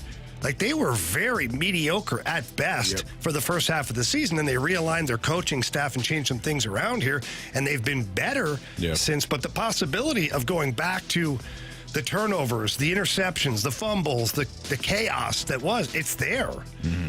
And Mike Tomlin might be a head coach that can do that to a team, organize some kind of a scheme that works that way. So I have no faith in either team on this one. The weather does favor Pittsburgh, though, because it's supposed to be cold and windy. And when it's cold and windy. But Buffalo doesn't want to run the football well enough. Right. Well, they're wimpy, right, Anthony? They are. They get pushed around a lot, which is what happened last year. So James Cook, if they put the ball in James Cook's hands, great. Can he take beating? Can he run the ball 25 to 30 times? Oof. You can lighten the load a little bit on him with Josh Allen doing some designed runs and things like that. But one of the key advantages of having T.J. Watt out is that you don't have that pass rush to worry about. Well, if it's windy, just like it was. Remember that Monday night game a couple of years ago between the Patriots and the Bills? The 3-3 game? Was it the Patriots? 0? Yeah. The Patriots threw the ball 3 times? Yes. Oh, the entire game? Yes. Really bad. In those moments, you're going to get a close game because you're going to run it. But can Pittsburgh do it with Najee Harris and then Jalen Warren and, convert enough in the red zone to make this one interesting? It'll be about who takes care of the football, who doesn't make the big mistakes, who scores touchdowns in the red zone as opposed to kicking field goals. Again, Pittsburgh can stay in this game, but it's if the Buffalo Bills allow them to. Turning the football over, whichever team has the most turnovers, obviously going to be really hard for them to climb out of that hole. Buffalo is the better team. They are at home. They have all of the things working in their favor. But as Jamie said, they're not a team that you trust enough to say that this is a 100% settled that they will beat the Pittsburgh Steelers this weekend because you just don't know which Buffalo Bills team is going to show up. We do have that game for you as well as the rest of the triple-header in the NFL on Sunday. The Bills and Steelers kick off at 12, Cowboys-Packers at 3:30, and Lions and Rams at 7 o'clock. That'll be the Matthew Stafford returns to Detroit game. So we'll have all the coverage for you on Sunday. We've got the Blues and Bruins tomorrow. Pregame starting at 6 o'clock right here on 101 ESPN. We've got the Gauntlet next.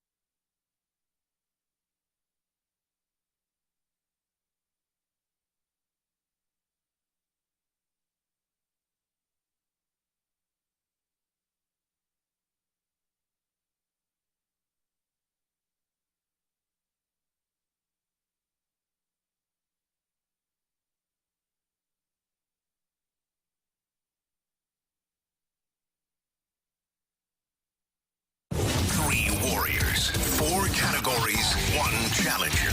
Can you master the gauntlet? Brought to you by Master, your hometown source for business communications for more than 30 years. Visit masstour.com.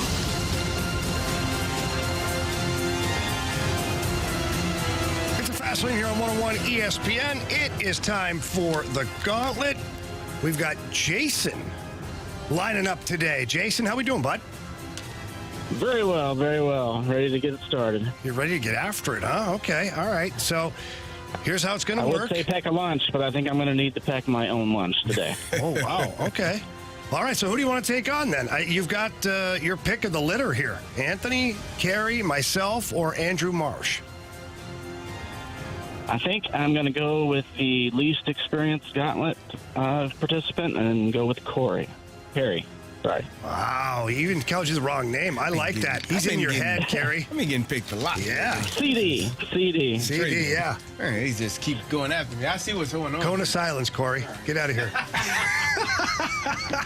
All right. Carey Davis headed off to the Cone of silence. Anthony, we've got Jason here in the Gauntlet. He wants the least experienced guy in the room, and that was Carey Davis. Well, he's got him. All right, so Jason, go ahead and tell Marsh to spin that wheel. Spin that wheel, Marsh. All right, what are you hoping for, bud? Well, anything but hockey. Anything but hockey. That's my least What do we got? favorite. Are you sure? Because if you picked Carey Davis, you probably would have wanted hockey. No? I don't know. I guess it'd be 50-50. Well, it's better than what you got because you got football. Wow, that's been Football's football's been popular. See what I'm saying there? Well, All right. it's going to be a tough one. Good luck, buddy. All right, Jason, you ready? I'm ready. All right, each question is worth 2 points. Unless you need the options, then those questions are worth 1 point. Here we go. Before Nick Saban, who was the previous head coach who went 6-6 in his final season at Alabama? Before Nick Saban, who was the previous head coach who went 6-6 in his final season at Alabama? Options. Was it Mike DeBose, Dennis Francione, or Mike Shula? Oh, I'll go with DeBose. Final answer. All right, question 2 here. Last time the Detroit Lions were in the playoffs, which team defeated them in the wild card round? Oh, Jesus. Options. All right, was it the Minnesota Vikings, the Seattle Seahawks, or the Philadelphia Eagles? Oh, I don't even know what year that was. I'm going to just go with the Vikings. Final answer. Thank you. Question number 3. Who has the most career passing yards in the history of the Kansas City Chiefs? Ooh.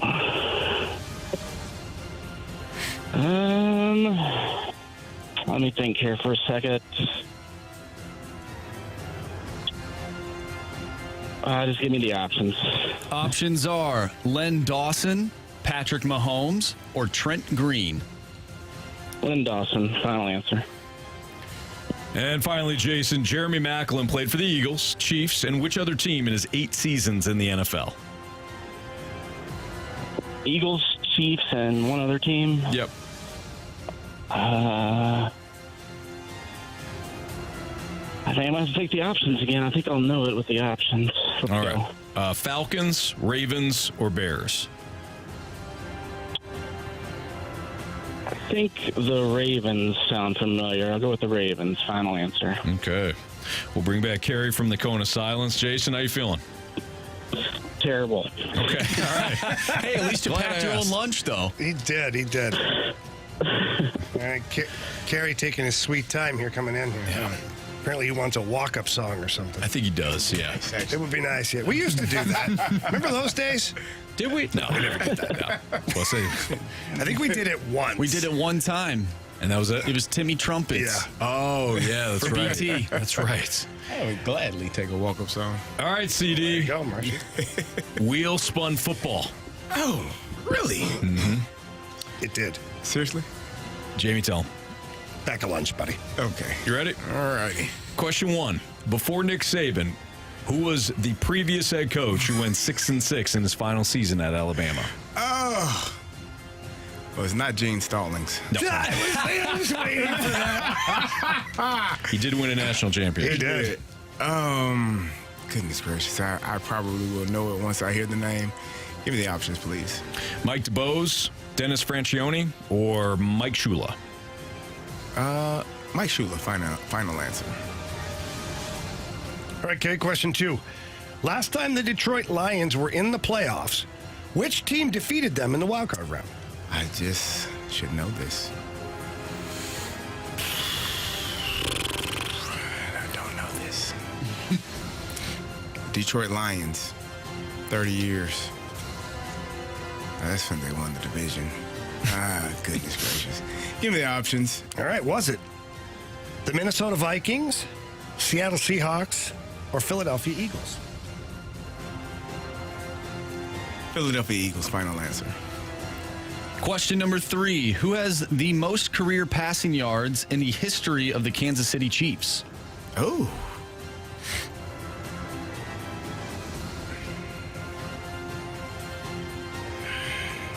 These aren't easy. They aren't. I feel like it would be Patrick Mahomes in not enough years. Goodness gracious, man. Give me the options.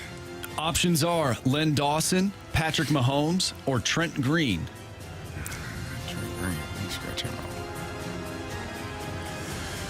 I feel like we would know. I should know if Patrick has done that. Ooh, I don't think I'm doing very well here, fellas. Let's go Len Dawson, final answer. And I feel like it should be Patrick Mahomes. All right, last question. Jeremy Maclin played for the Eagles, Chiefs, and which other team in his 8 seasons in the NFL? Can I phone a friend? No. Call him. No. Eagles, Chiefs, and which other team? He's your buddy? No, J-Mac. They should know this then. I probably Walked into that one. Yes. Eagles, Chiefs. I feel like it's. Okay, if this team is on there, I'm going to pick them. Give me the options again. Ooh. Falcons, Ravens, Bears. Ravens. Final answer. All right, That was the team I thought. let's go over these. Yeah, I don't feel great. Jason versus Carey. Last time the Detroit Lions were in the playoffs, which team defeated them in the wild card round? Jason, with the options, you said the Minnesota Vikings.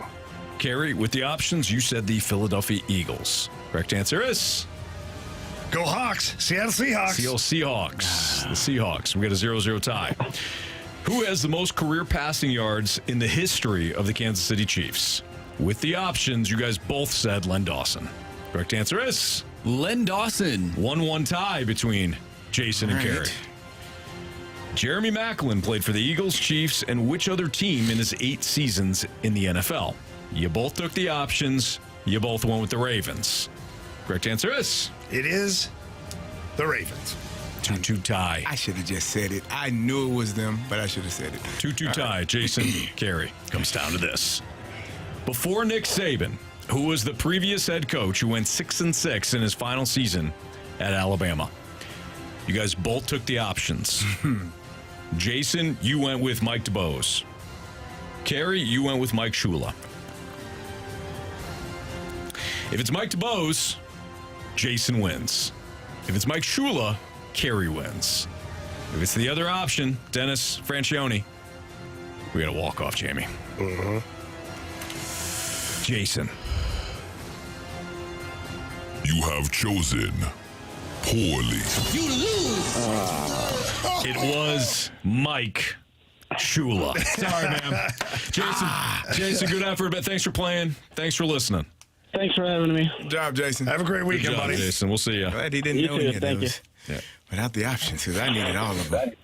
That was tough. That was a tough The one. only one I knew that I was almost certain of was Jeremy Maclin and the Ravens. But I needed to hear, because if it wasn't on there, I was like, this is completely wrong. Oh, almost asked you had those before I read off moments. the options. I almost asked you, like, what's the team name? Yeah. That you were thinking of. But I can't remember that Seattle-Detroit game. I remember the Dallas-Detroit playoff game. I remember the Saints. What year was it? I remember the Lions going down to the Was that the Seahawks Superdome. march to the Super Bowl? 2012? It may have been. Oh. Well, no, because Dallas, they played Dallas after. They played Dallas. This was the wild card game, though. I think this was in the last 5 or 6 years. Couldn't have been. It was been in the playoffs. 2017. There you Who go. did they play? Oh, they the lost to the Seahawks. It was the Seahawks. 26-6. 26-6. Pretty forgettable. Yeah. I don't know. Wow. All right. Fastlane on 101 ESPN. Don't forget, we got the Blues and Bruins pregame at 6 o'clock tomorrow night. We've got Bills, Steelers, Cowboys, Packers, Lions, Rams. So the triple header on Sunday in the NFL playoffs. And we'll see, Jamie, you had mentioned tomorrow night with the wind chill.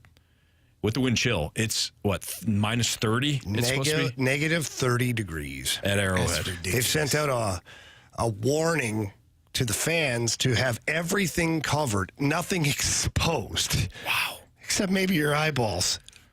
Oh. They were literally everything. I know it's the playoffs, but do they move this? No. They don't move it. What? Move the date? Move the date, possibly, but not the location. There is no way in the world. St. Louis fans don't get excited. They will not be playing a playoff game at the Dome here in St. Louis for the Kansas City But where do Chiefs. they move the date? Because it's supposed to be freezing for like 3 days in a row. Move it to Sunday or Monday or Man, I don't Jackson, know. Now, if you go to Tuesday, now you're screwing messing up everything with everything. Yeah. So you can't do that. I don't know, man. Tomorrow is the day where it's the coldest, or is it Sunday? One of these days, it's gonna be. If cold it's supposed to be even colder on Sunday, but that's brutal yeah, when you're talking about Figure it negative out. 30. Just play the game. I would imagine that. I think they will, but I can see why the NFL is pausing on this I'm a decision. little nervous. All right, the Blues get it done last night against the Rangers. Let's take stock where the Blues are right now. They've beaten some pretty good teams. Mm-hmm. We've got 12 games under Drew Bannister as the interim coach. Let's take stock in the Blues right now. Next on 101 ESPN.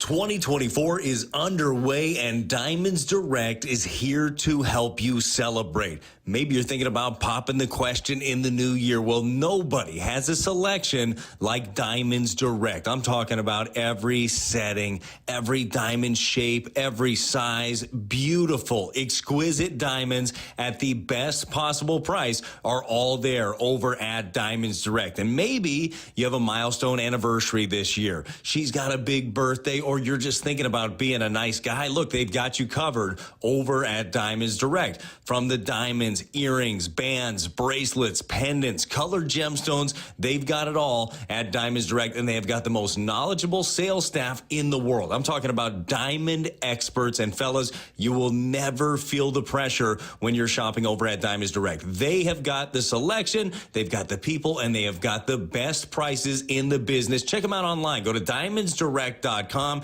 but you need to get into the showroom at Olive and 270 at City Place. It's Diamonds Direct.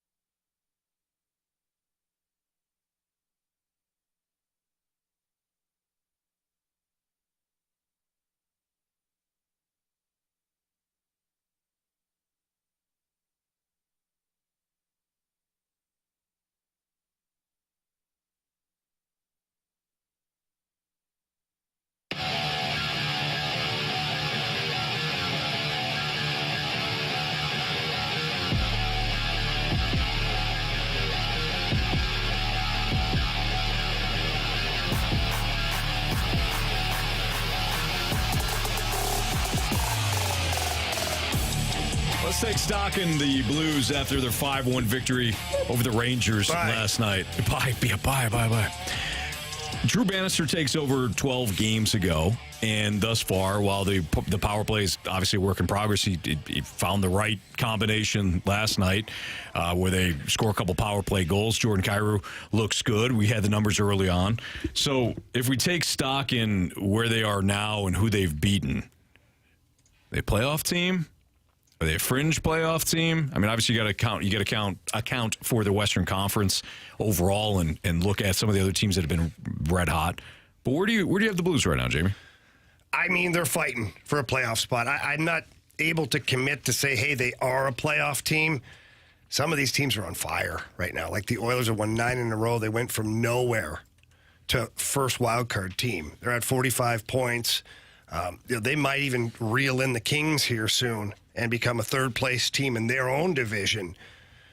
Nashville remains, 4 games above 500 right now. The Seattle Kraken have turned things around. The Blues are there. The Calgary Flames have turned things around. The Arizona Coyotes are still lingering around. So there's 6 teams fighting for 2 spots right now. So it's going to be tough. You're going to have to continue to be consistent and win hockey games. You do not have the luxury to lose 2 or 3 in a row. You do that, you're done. You're out. You lose 2 or 3, somebody else wins 2. That's a big difference right there. So when you look at the Blues schedule overall, let's just start from the month of January. And Anthony, we've brought this up a couple of times. Like they've had a gauntlet of teams. They beat the Canucks, beat the Hurricanes, lost to the Panthers. Panthers are on a roll now too. They're another one of those teams. Thank goodness they're in the other conference that they've picked up speed. Then you beat the Rangers. Big game tomorrow night against the Bruins. That's a really good team. It's going to have a playoff-type atmosphere to it. It just does. The Bruins play a real good brand of hockey. Jim Montgomery, former Blues assistant coach, now head coach with the Bruins. So that's a big game. And you got the new and improved Philadelphia Flyers, who everybody thought they're just going to be the bottom of the barrel. They're going to sell off pieces everywhere. Well, they're not. They're a playoff team right now. Mm-hmm. And they're playing a really exciting, tough brand of hockey. The Philadelphia Flyers are in your face every time there's a whistle. Somebody's in your face doing something like they're literally channeling their head coach, like him being abrasive and in your face. The whole team plays that way. So they're annoying to play against. And you finally have a couple of what I would call winnable games in the back-to-back with Washington. But I'm careful saying that. And then you go on the road. You got Calgary, who, by the way, we just talked about. They're playing really good hockey now. You got Vancouver. That's a hell of a team. They've won me 3 in a row, quite honestly. And then you got the Kraken. And then your reward for that is you come home to play the Kings. Yeah. So this month, for me, I said it before the month started. I said this month will determine whether or not the Blues are a playoff team or not. They'll either win enough games to where they're hanging around that bubble in or just out. And once they get through this month, they'll be able to maybe pick up some speed. But if they don't get through this month, by winning hockey games, if they have a skid where they go 2 or 3 in a row, they could find themselves way on the outside looking in. Well, you, Carey? I think when I'm watching the team now in comparison to the beginning of the season, I know they're playing much better. And I think they can be a playoff team. I mean, if you talked about the power play percentage, how it's gone up since Bannister has been there. Obviously, it was not great. Even because of the slow start, they're still at the bottom of the league in power play percentage, but it being much better now over the last 12 games. When I'm watching them, I see more fight. I see more effort. I see more energy for a full 60 minutes as opposed to hit or miss here and there, kind of just being there and not being present is what it felt like. So I do think, now – one thing that has been, I guess, this team plays really well against really good teams, and then the other teams, you're like, well, why don't you play that well against these other teams? There have been some brain farts. Yeah, playing to the level of your competition. So hopefully this has been supposed to be a really rough stretch for them, but they've done really good so far. So continue that, and then when you play the teams that aren't as good or as talented or record is not as good, you should beat the hell out of them. You should get to them early on and let them know that you are the better team, the superior team, and they can't be on the same ice with you. One thing, too, we should identify is that when your top line is playing like a top line, which the Thomas line is doing right now currently, you have a much better chance of being a playoff team. Couple that with a goaltender named Jordan Binnington. He's been incredible. expected goals is an analytic that I'm just like, whatever. It's just a good scoring chance that the goalie made a save, but they call it expected goals. Now, in the last 4 starts for Binnington, he's 8 goals above expected. Wow. So there's 8 goals that should have went in that didn't. 4 last night. Mm. So last night, if Jordan Binnington's not in the net, you lose that game, basically. Yeah. So that's how important it is. You got Kyrou gets a hat trick and Binnington stands on his head. You need that combination of offensive punch and let the power play too. Yeah. And your penalty kill did an okay job against the Rangers. Power play is really good. You gave up 1 on the penalty kill, but hey, it's the Rangers. Yep. Any concern about the 40 shots on goal? Like that feels like a really high number for a team that is as dangerous as the Rangers. Do you know how tired their arms were at the end of the game? That was a strategy. Did you ever think of that? They couldn't raise the puck at the end of the game. That's why they were not able to. Tired them right out. No, you'd like to give up less opportunities. You'd like to not lean on your goaltender heavily like that. But my point in all of it was that if you do have to lean on your goalie, he's there. Mm-hmm. And not all these games have been lopsided like that with shots on goal. Some of these games, the Blues have outshot the opponent. They held the Carolina Hurricanes to, I think it was like 26 or 27 shots on goal, that's a great number against that team. So last night, a little bit of an outlier. And let's not be fooled here. The last 2 games that you've played, the Panthers and the Rangers, those 2 teams in particular, they generate all sorts of pucks and bodies to the net. That's what they do. It is a strategy of theirs. They got guys driving the middle lane, and they fire pucks from the wall. Yeah. So that translates into a lot more shots on goal than the average team would probably take. But they did have some really grade A scoring opportunities, too, that Jordan Binnington just flat out denied them. Yep. So, look, it's not going to be perfect. I don't think you have a Stanley Cup contender here. And if you don't have a Stanley Cup contender, you're going to have some flaws in your game. But can you overcome some of those flaws with, competitive work ethic and then obviously big performances from some guys? And can you squeak into the playoffs? I think it's possible. This might be from Carey. It could also be from the 314. Is it safe to say the Blues play really well against good, even great teams and terrible against bad teams? Our motto should be, just get the hell in. Yeah. What do you think, Carey? Yeah, I agree. Just get in by any means. We talk about winning the division, but however you can get in is important. And I think they are playing really well. So I like this version of this Blues team. Again, there have been so many things. We talked about it earlier. The firing of Berube, when that happened, those players, it clicked. Like, well, we might be the next one out the door. So let's get this together, because it'd be one thing if you were incapable of doing it. Like, if they could not physically get the job done that was being asked of them, but clearly they can, because we saw glimpses of it throughout the entire season. You just didn't see the consistency of it. And I would hear people say, well, they were tired, or, it's a long... both teams have the same issues, right? The schedule generally balances itself out for all teams across the league. So you might be on a back-to-back game, but the other team may be as well, or whatever the case may be. You're traveling, they're traveling. All of those excuses are great when you're losing. I guess that you can use them as that, but at the end of the day, every team has to deal with that, play better, and that's what they're doing now. When I think secondary scoring is going to be something that can make or break you too, because some of these teams coming down the stretch, they're going to match up against the Robert Thomas line, and there'll be nights where Robert Thomas, that line is just shut down. So now what? Right? Yeah. And so Braden Shen scoring the other night was huge. And then last night, Braden Shen makes a great play, pass over to Brandon Saad. Power play goal, but nonetheless, your secondary group of guys scoring on that one, that's going to be the key. Can those guys start to heat up a little bit? Can they contribute more than they have? If they can, that obviously helps. Is there anybody, particularly that when you're talking about secondary, that needs to kind of take that next step and move forward and advance? Well, I think Kevin Hayes and Braden Shen have to continue to provide offense. I think you kind of know what you have in Brandon Saad. He's kind of the perennial 20-goal scorer, and not usually a lot of assists to go along with that. But this year here we're at 40 games, which is pretty much the halfway mark. 41 would be the official halfway mark, and he's got 10 goals. No, that tells me he's probably going to get to 20. You know what I mean? But Braden Shen went, I don't even know how many games, I forget the number now, without even getting a point. And now he's got 2 points in the last 2 games. And Kevin Hayes has cooled off a little bit too. He's only got 19 points. Those guys in particular, Hayes and Shen and Saad has to continue providing offense, but you got to get something from those guys. And Kasperi Kapanen, too. He's only got 12 points in 40 games. He works hard. He's a great skater. Great penalty killer blocking shots last night, but he's got to find the back of the net. That's Jamie Rivers, Carey Davis, Anthony Stalter's Fastline on 101 ESPN. Don't forget we got the Blues and Bruins pregame at 6 o'clock tomorrow night. Should be a fun one between those two teams, again, at Enterprise Center. Packers and Cowboys, one of the more intriguing matchups of the wild card weekend. Do the Packers have any shot at pulling off the upset? Talk about it next on 101 ESPN.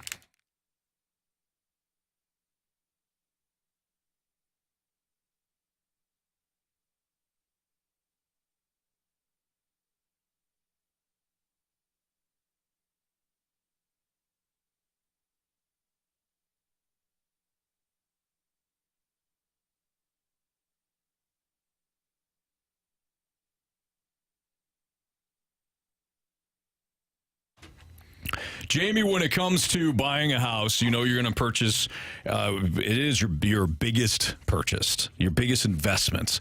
You might as well have multiple people looking at the loan, the mortgage, everything, and knowing that you're going to save the most. And when it comes to Stewie, that's what he does. So if you're working with a lender right now, you're working with a real estate agent that provides you a lender, what's the harm in getting a second look with our guy Stewie? Yeah, there's no harm at all. And here's what happens, too, sometimes, is the lenders think they have everything under control, and then you try to get to the closing table. At the last minute, something's missing, something's off, something's wrong. No, don't go through that stress. It's crazy. Get with our guy, Stewie. He's going to get you to the closing table. He also has the bagel loan. Bagel loan is you borrow $200,000 or more, no underwriting fees, no appraisal fees, no title fees, no lender fees, no closing costs. It's a phenomenal program available to all of Stewie's clients. You got to qualify for it, of course, but still it is there, and Stewie takes care of you. So please, take a moment, give him a call, shoot him a text, whatever you want. His number is 314-324-4440. Again, 314-324-4440. Call, text, day, night, weekend. You know the routine from here. And if you can't remember the number, what can you do? You can always Google the bagel loan. NMLS number 226715.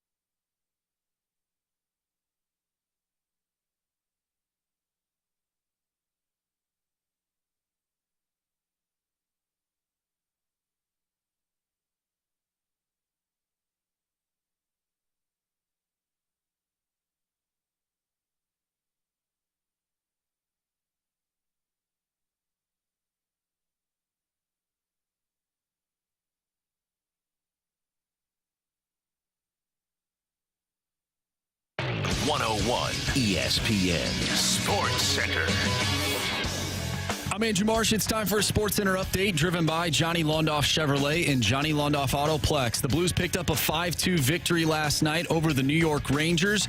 Jordan Kyrou picked up a hat trick, and Jordan Bennington stopped 40 of 42 in the Blues win against New York. The Blues will be back in action against the Boston Bruins tomorrow. Pregame starts at 6. Puck drop is at 7, and you can catch all the action right here on 101 ESPN. This weekend, we have NFL coverage for you. Bills, Steelers, Cowboys, Packers, Lions, and Rams. We're going to dive into that Packers-Cowboys matchup coming up next right here in the Fast Lane.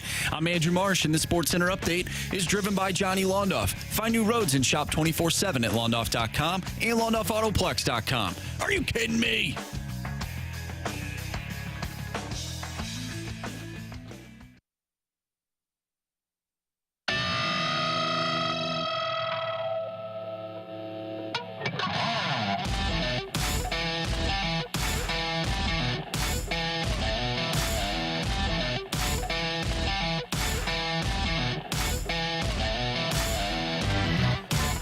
Fastlane here on 101 ESPN. We continue with the NFL with Wild Card Weekend. Next game up, the Packers and the Cowboys. And look, on paper, when you look at this, Carey, I think people just automatically go, well, the Cowboys have this game. Yeah. I don't feel that way. I don't feel like this is a gimme for the Cowboys. I feel like, you know, you've got those games, what do they call it? The trap game. Yeah. That's what they call it. I feel like this is a trap game, and I could be crazy. I mean, it's quite possible, quite honestly. But I look at the Packers, and I watch their team just incrementally improve throughout the season, and one individual in particular, Jordan Love, the quarterback. You know, he's got a full season under his belt as a starting quarterback. Did they limp in? Yeah, kind of. Okay, that's fine, but they're in, right? Just get in. You never know. Right. You know, Carey. Yeah, just works. get in. Yeah. Anything can happen. Mm-hmm. You're right. So, this matchup here, when you look at it, like, do you feel the same way as me that this could be an upset in the making, or do you feel like this is a slam dunk for the Cowboys? Well, I don't feel like the Cowboys. I don't feel like it should be an upset. I feel like the Cowboys should take care of business, and you know they're the home team. They're the favorite team. They are the team. They are the better team. I mean, Jordan Love, although it's his fourth year in the league, he's still a young quarterback, essentially a rookie quarterback, because he's never played this far, and this is his first playoff appearance. So, if you're the Cowboys and you lose this game, I think that speaks more volumes about you than it does about the Packers, because they are an up-and-coming team, the Packers, but I just don't think that the Cowboys should allow them to be in this game at any point throughout this game. Okay, so let's play a game here, okay? If you're the Packers, how are you beating the Cowboys? Like, if we wake up following this game the next morning and the Cowboys have lost, how did it happen? You got Dak Prescott to turn the ball over. You were able to get after him with your defensive line and maybe some blitzes and mixing some coverages up and really putting pressure on him. The Cowboys aren't going to run the ball as much as they need to. They got rid of Ezekiel Elliott from last year. They assumed Tony Pollard would be able to take over that role. He is, in my opinion, not capable of being that every down back and really running the ball and carrying the load in the manner in which they needed to happen. So, if the Packers were able to win, it's going to be a close game, probably a field goal late, where the Cowboys turned the ball over too many times, gave the Packers a short field, and they were able to put the ball in the end zone a couple of times and kick some field goals. And so that would be the only way that I could see the Dallas Cowboys even having trouble in this game. Okay, so you isolated Dak Prescott and talked about the Packers slowing down the Cowboys' offense. Yes. So when we flip the script here a little bit, the Green Bay Packers, can the offense from Green Bay do enough damage to stay in the game? Or is the Cowboys defense just too good and you're going to have to really rely upon stopping Dak Prescott? You better know where Michael Parsons is. You better know how to keep him off of your quarterback and out of your backfield. And I don't think the Cowboys secondary, DeRon Bland had a lot of interceptions, a lot of pick sixes on the season. He did a good job, but I don't know that their secondary should scare you as much. But the Green Bay Packers have younger receivers, and that's just a younger core for their team. the best way for them is to get first downs. If they get a chunk play here or there, good. If they're not, just take care of the football. Run the football. A.J. Dillon may not be playing. I think he's injured, so that means that Aaron Jones is going to be your back. He's a hell of a running back. Get him involved in the pass game with some screens and some passes and allow him to help alleviate some of that pressure that'll be coming from the Dallas's defense. If you do that, you have a chance to be in the game. The only way you actually win the game, though, is if Dak Prescott and the Cowboys don't take care of the football and don't score points, don't score touchdowns. Okay, so let's veer off the course here a little bit. Let's go in a different direction. How much do you think coaching will play into this game? Because there's a lot of people that don't have confidence in Mike McCarthy. Yes. And I'm not saying that Matt LaFleur should get all of the confidence boost from everybody either at this point, but I think it's widely viewed as he's a better coach than Mike McCarthy. Am I crazy? I think offensively, I think you consider LaFleur, just because it was more innovative, it's newer, it's fresher than what McCarthy had been doing. McCarthy had troubles. He hasn't had any glaring decisions that I can think of off the top of my head, but I'm talking about this season, but over the past few seasons, you had some timeout situations, some not making the right proper time management. Some head scratchers, man. And you question it from a head coach who has as much experience as Mike McCarthy does. You didn't expect those things to take place. So I think he's still the better coach because he's been doing it a little bit longer than LaFleur has. And so as long as his team takes care of the football, he should not be in a situation where he can blow the game for him. So let's say the Dallas Cowboys do blow the game. Is Mike McCarthy gone? I think so. If they lose, they're the number 2 seed. If they lose to the number 6 seed in the Green Bay Packers, I think so. I think it's But Jerry Jones before has surprised people, man. Everybody views Jerry as this cutthroat owner. One thing he has been is incredibly faithful to his head coaches. Yeah, I think, and I said 6 seed, the 7th seed Green Bay Packers. I think if you lose that game where you're the favorite, you're at home, you are expected to make a run in the playoffs as the number 2 seed and should have home field advantage until you get to the NFC Championship game. If you lose that game, some heads may roll because that's a terrible loss to a young team. This is not a team in the Green Bay Packers that is poised to make a deep playoff run. They are a young team with a young quarterback, a young core, and they're figuring it out. And if you go out there and lose to that team, that to me signifies that you probably need to make a shift in leadership and go in a different direction. At what point in the game do the Cowboys have that old blank moment? Like, so let me word it better than that. So you've played a lot of football. You've some big playoff games, Super Bowl champion, right? Yep. As a favorite team, a heavy favorite at this point, at what point in the game do you look across the field, look at the scoreboard, and the scoreboard's either tied or you're really close, and you have that old blank moment, and do you start to get in your own head? It would be, for me, probably late second quarter, where if it's a close game and maybe the Packers go down and score right before halftime to either take the lead or make it just close enough to where they can get the ball in the second half or they can get a stop in the first drive of the second half, and now it's really a game. If you go into that second quarter and the Cowboys aren't up by 10 to 14 points and have a firm control on that game, that's when, okay. Like the Packers go down and score, put points on the board, and now that's when pressure starts setting in. That's when you start thinking about, we're the 2 seed in the National Football. We're the 2 seeds in the NFC. Why are we? What's going on? And then people start pressing. And what happens when people press? They start doing things that they're not coached to do. Or they start getting coached by a guy who's starting to panic too. That as well. So for me, it would be that second quarter range where right before halftime, if it's a close game, I think anything could happen at that point. Right. Now it's depending on what we do first drive of the second half and how well we come out, either get a stop or do we put points on the board. All right.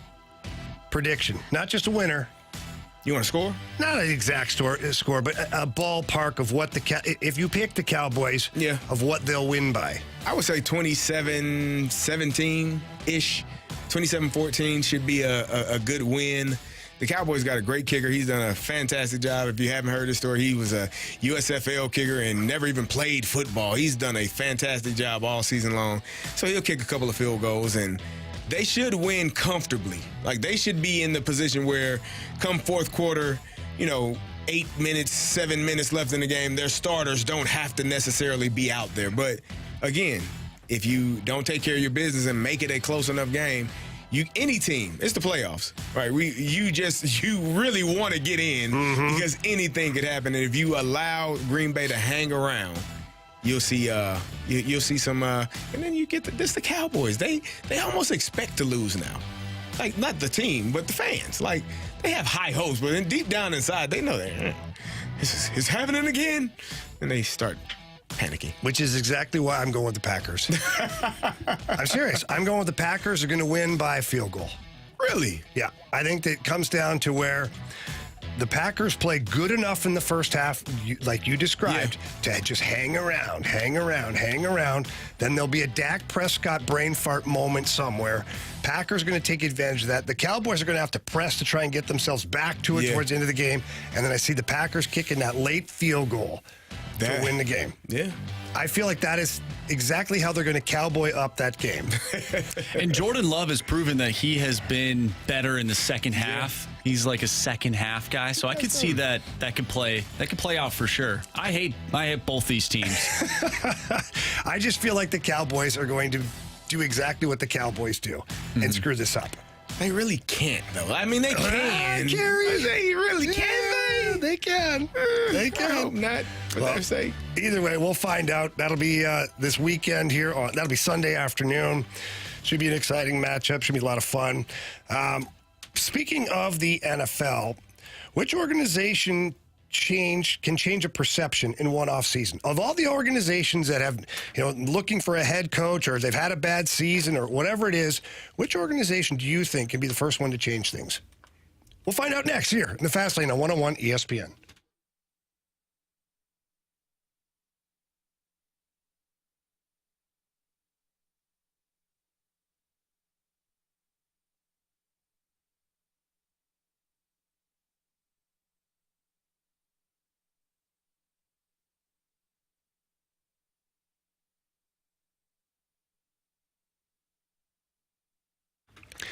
If you're currently looking to purchase a home and maybe your realtor has provided you with their preferred lender, well, that's great. Everybody's there to help. Do me a favor. Get a second opinion. Call my guy, Stewie, with Stewart's American Mortgage Corporation. Stewie's been in the business for a really long time. He's really good at what he does. He's always looking to save people money. And one thing he does, he gets people to the closing table. He also has the bagel loan. The bagel loan is if you can borrow up to $200,000 or more. There's no underwriting fees, no appraisal fees, no title fees, no lender fees, no closing costs. It's a fantastic program, and only Stewie provides that to his clients. And if you're refinancing, Stewie's got great ideas for you. If you're consolidating debt, you got some credit card debt you want to get rid of, Stewie has fantastic ideas and strategies available to everybody. But you got to call him. Pick up the phone and give him a call at 314-324-4440. Again, that number, 314-324-4440. If you can't remember that number, just Google the bagel loan. NMLS number 226715.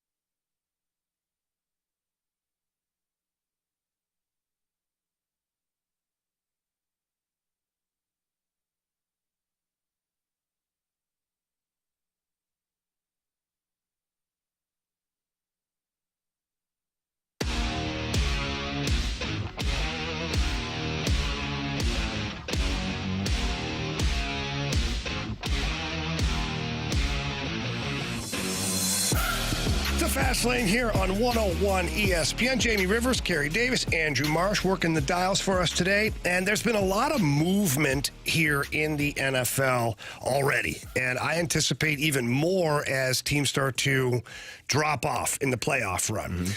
But when we look at it right now, if we just take inventory as it sits, Carey, what organization do you think has the best opportunity to turn things around?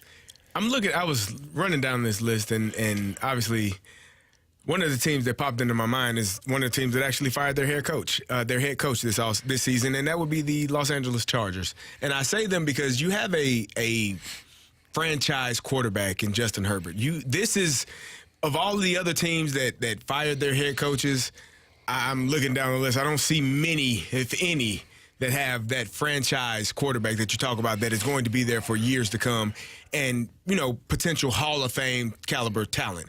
He's the one. And so if you're the Los Angeles Chargers, never won a Super Bowl, only been to one, you're in a division, the same division as Patrick Mahomes, and you have to figure out a way how to win that division and how to make a run in the playoffs. I think the Los Angeles Chargers right now are the team that I would say has the most to get done this offseason to be the ones to turn it around. So if you're putting a percentage on importance, mm-hmm. how important is it that they get the head coach right? Oh, I mean, you got the quarterback right. That's probably the largest percentage of anything. And I'm not saying you can get anyone in there to run the organization. Well, clearly you can't. Yeah, clearly. The last guy couldn't do it. But you need to have a coach that works well with the offense, defense, and really can get the most out of those guys. This Chargers team, now again, they're older.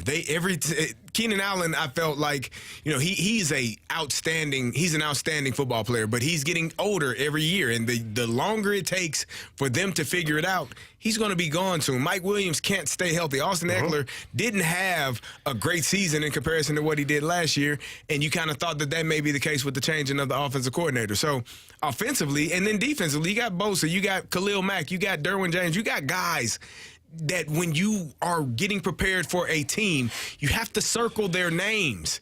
That's what this Charger team has. And for them to not be in the playoffs, for them to have the record and go about the season in which they did, it's terrible. So the percentage, I mean, I guess 80%, okay, if I'm just throwing a number out there. Who do you think's the best fit then? I have a purpose to my question. We talked about Jim Harbaugh. Uh-huh. We talked about his name being one of them. I don't know if Mike Vrabel is the one that you would need. That team does need some more toughness because I do think they lack toughness. But, I personally think Jim Harbaugh stays at Michigan. But if he were to dip his toes into the NFL coaching waters, the Los Angeles Chargers would probably be the perfect fit for him. See, Jim Harbaugh is my guy. Yeah. In this situation, a couple reasons. One, you talk about toughness. Mm-hmm. He had that Michigan team playing tough. Yes. Bottom line, he did. They were smash mouth on the offensive line, the defensive line. They had some big kids that were mean and like tackling, all that stuff you talk about. He had going at Michigan. Part two of this is I think you need an offensive guy, an offensive-minded guy to help elevate Justin Herbert to another level. Yeah. I don't think having a defensive coordinator or a defensive guy helps your star quarterback get to that next level. Because Justin Herbert, as good as talented as he is, he hasn't done anything. Yeah. He hasn't been able to do anything. Now, is that part of the coach's problem? Yeah, but you had a defensive guy last time. Mm-hmm. So this is why I think Jim Harbaugh, for me, is the right pick. Mike Vrabel's a hell of a coach. There's no doubt about it. But I don't think he's the right fit for that team. I think Jim Harbaugh would be perfect because when you talk about that Michigan team, I told y'all that's one of the best tackling secondaries I've seen in a long time. There was a play, I forget what, it was a run play, but you saw 7, 8 Michigan players getting to the football and going as fast as they can. One thing we call a loaf is when somebody passes you up on film. Like if you're running to the ball carrier and somebody runs past you, it's a loaf. I mean, unless you're a 300-pound D lineman and it's a corner running past you. Those guys move fast, 5-6 yards at a time. Not as fast as the little guys. But if you're of a light position and somebody is running past you, it's a loaf. So what you saw from that Michigan team was just guys getting to the football defensively and tackling people when they got there. So that would help any NFL organization, any team. But the Chargers could definitely use a coach like that has that mindset, that has that mentality, that has played very well at the collegiate and the professional level, and now is a champion at the collegiate level. He's done a great job, has taken an NFL team to a Super Bowl, came up short, but has done all of the things that you need. And there's a level of respect that I think those guys would have for him if he were to be in that locker room. Yeah, I agree. So let me give you a dark horse in this one. And I only bring it up because I feel like this organization is doing a bit of a 180 here in a good way. The Commanders. They have unbelievable owners now, guys that are, the other guys weren't good? Yeah, questionable at best. You know, they used to... questionable very at best. Questionable. They used to have the cheerleaders stretch right by the opposing team's entrance when we would come onto the field. That was nice of them. It was, but it did get you focused on that as opposed to... Can't imagine why. I don't know why they would do such a about thing. Nothing but football. That's me. I'm different. Lies, all of it. But the Commanders just hired Adam Peters. And why it's relevant to me is, one, you're getting the ownership right now, and now they hired Adam Peters, who is the current assistant general manager with the 49ers. He's a former Super Bowl winner with the Patriots and the Broncos. He comes highly decorated. People are really talking positive stuff about this guy. So now you've got the ownership right. You've got management apparently right. Now he's got to get the head coach right. Correct. And I'm not saying the Commanders turn it around because I don't think they have the players yet to do it. But how long do you think before the Commanders become relevant again? Well, it depends on what you think about Sam Howell. Is he your quarterback for the future? He's not mine. Is he yours? Well, he was leading the league in passing at one point during the NFL season. Like 4 games in. It was like 8. It was like halfway through. Right, he was, but then you start having the sacks, you start having the turnovers, you start not taking care of the football, and then things go sideways. And then you don't have a good enough defense where now when you get the ball back, you can't play complimentary. You gotta drop back and pass, and that's one of the easiest things for a defense to recognize. They're going to get after you. Is Sam Howell your future at quarterback? I think that's after you name your head coach. I think that's the next step. If he is, okay, let's make sure we keep him protected, keep him upright.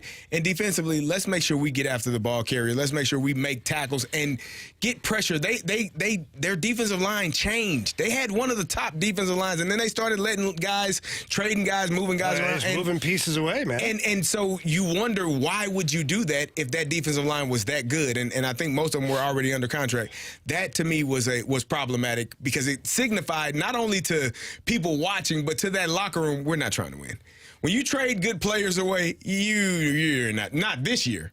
You're basically saying, we're not going to win. Yeah, you're sending a message, but not a good one. Yeah, not a good one to the team. Yeah. So that tends to happen, and so they have to figure out what their identity is going to be, and hopefully the head coach brings that. But Sam Howell, is he your quarterback of the future? If so, let's make sure we take care of him and keep him protected and keep guys around him. All right, so it's going to be interesting to see the offseason, how things continue to evolve. Again, I firmly believe that there are people who are on current teams that will get jobs in the NFL as head coaches coming up, and what teams do with their management and things like that will be interesting. In the quarterback position, I think that's going to be a really interesting one this offseason, especially with a team like the Bears that have the #1 pick, but they also have a young quarterback. Do they stay the course? Do they veer off the course? Do they make a trade? Who knows? It's going to be interesting to see how all of it shakes out either way. All right, so we talked about it earlier. We touched on it really quick. But St. Louis Blues have activated Justin Faulk from the IR, and they have sent Jacob Verana down to Springfield. But Faulk coming back, Kessel playing as good as he is, Perunovic playing the best hockey he's played all year. What does this decor look like for the St. Louis Blues moving forward? We'll get into that next here on 101 ESPN.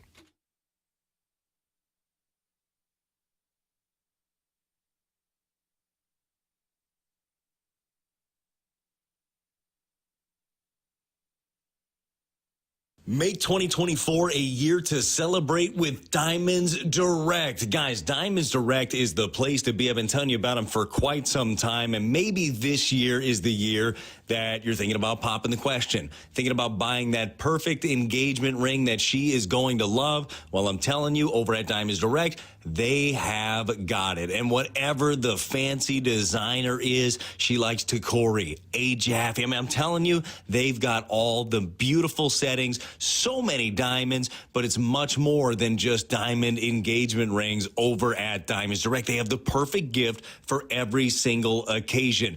Diamond earrings, bracelets, bands, colored gemstone jewelry, all the latest fashion jewelry, and the best experts in the business over at Diamonds Direct. I'm telling you, this year has got a chance to be a great one. It starts out with getting the perfect gift from Diamonds Direct. Check them out online. Go to diamondsdirect.com and get into the showroom at Olive and 270 at City Place. It's Diamonds Direct.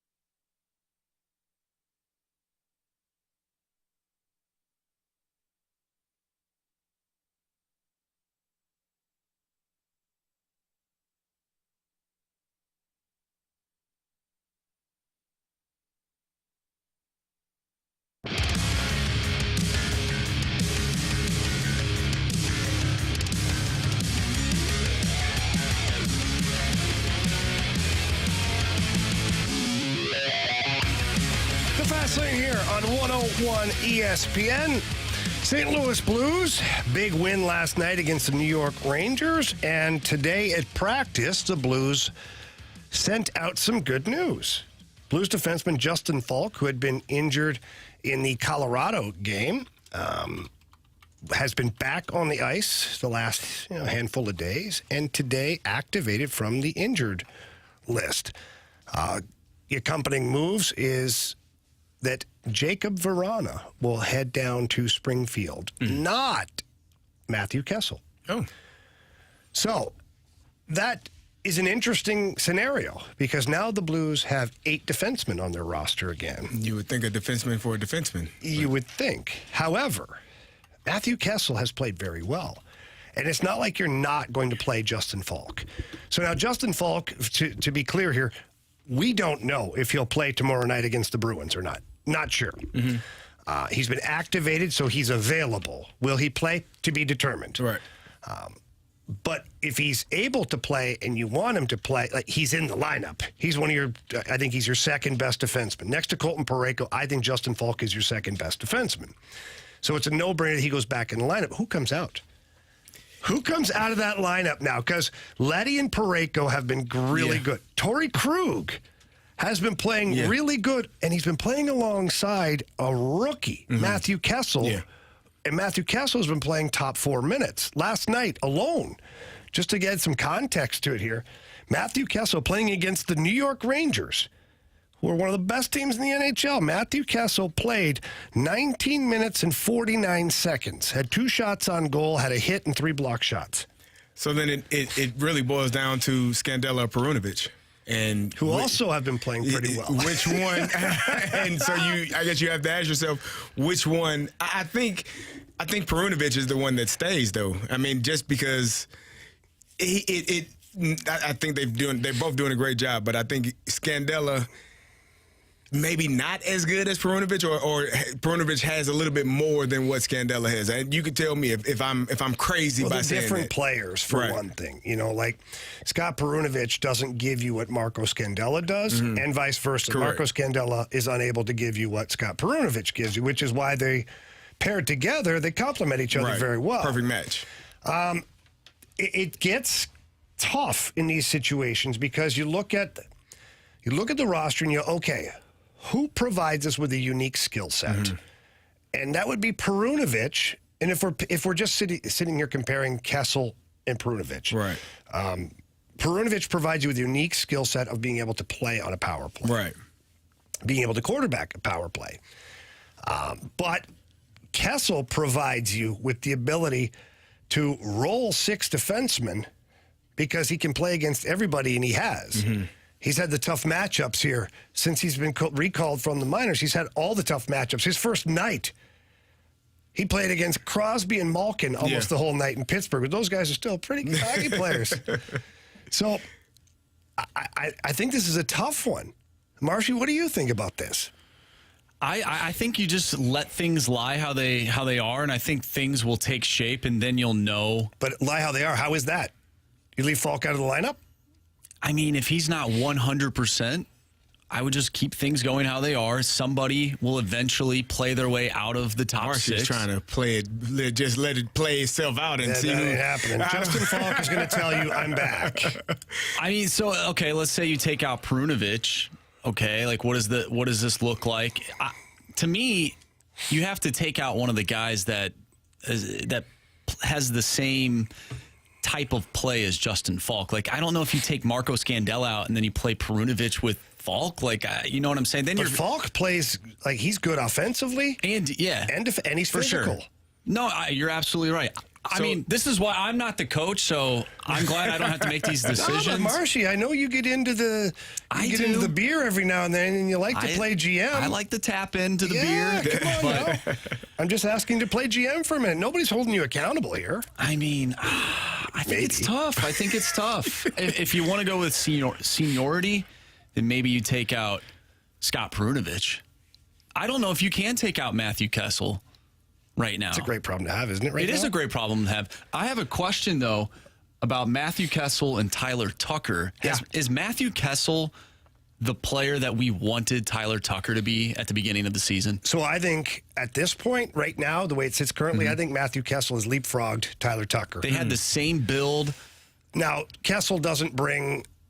Kessel would not, I repeat, would not be able to stand at center ice and go toe-to-toe with Brady Tkachuk. For sure. Okay? Yeah.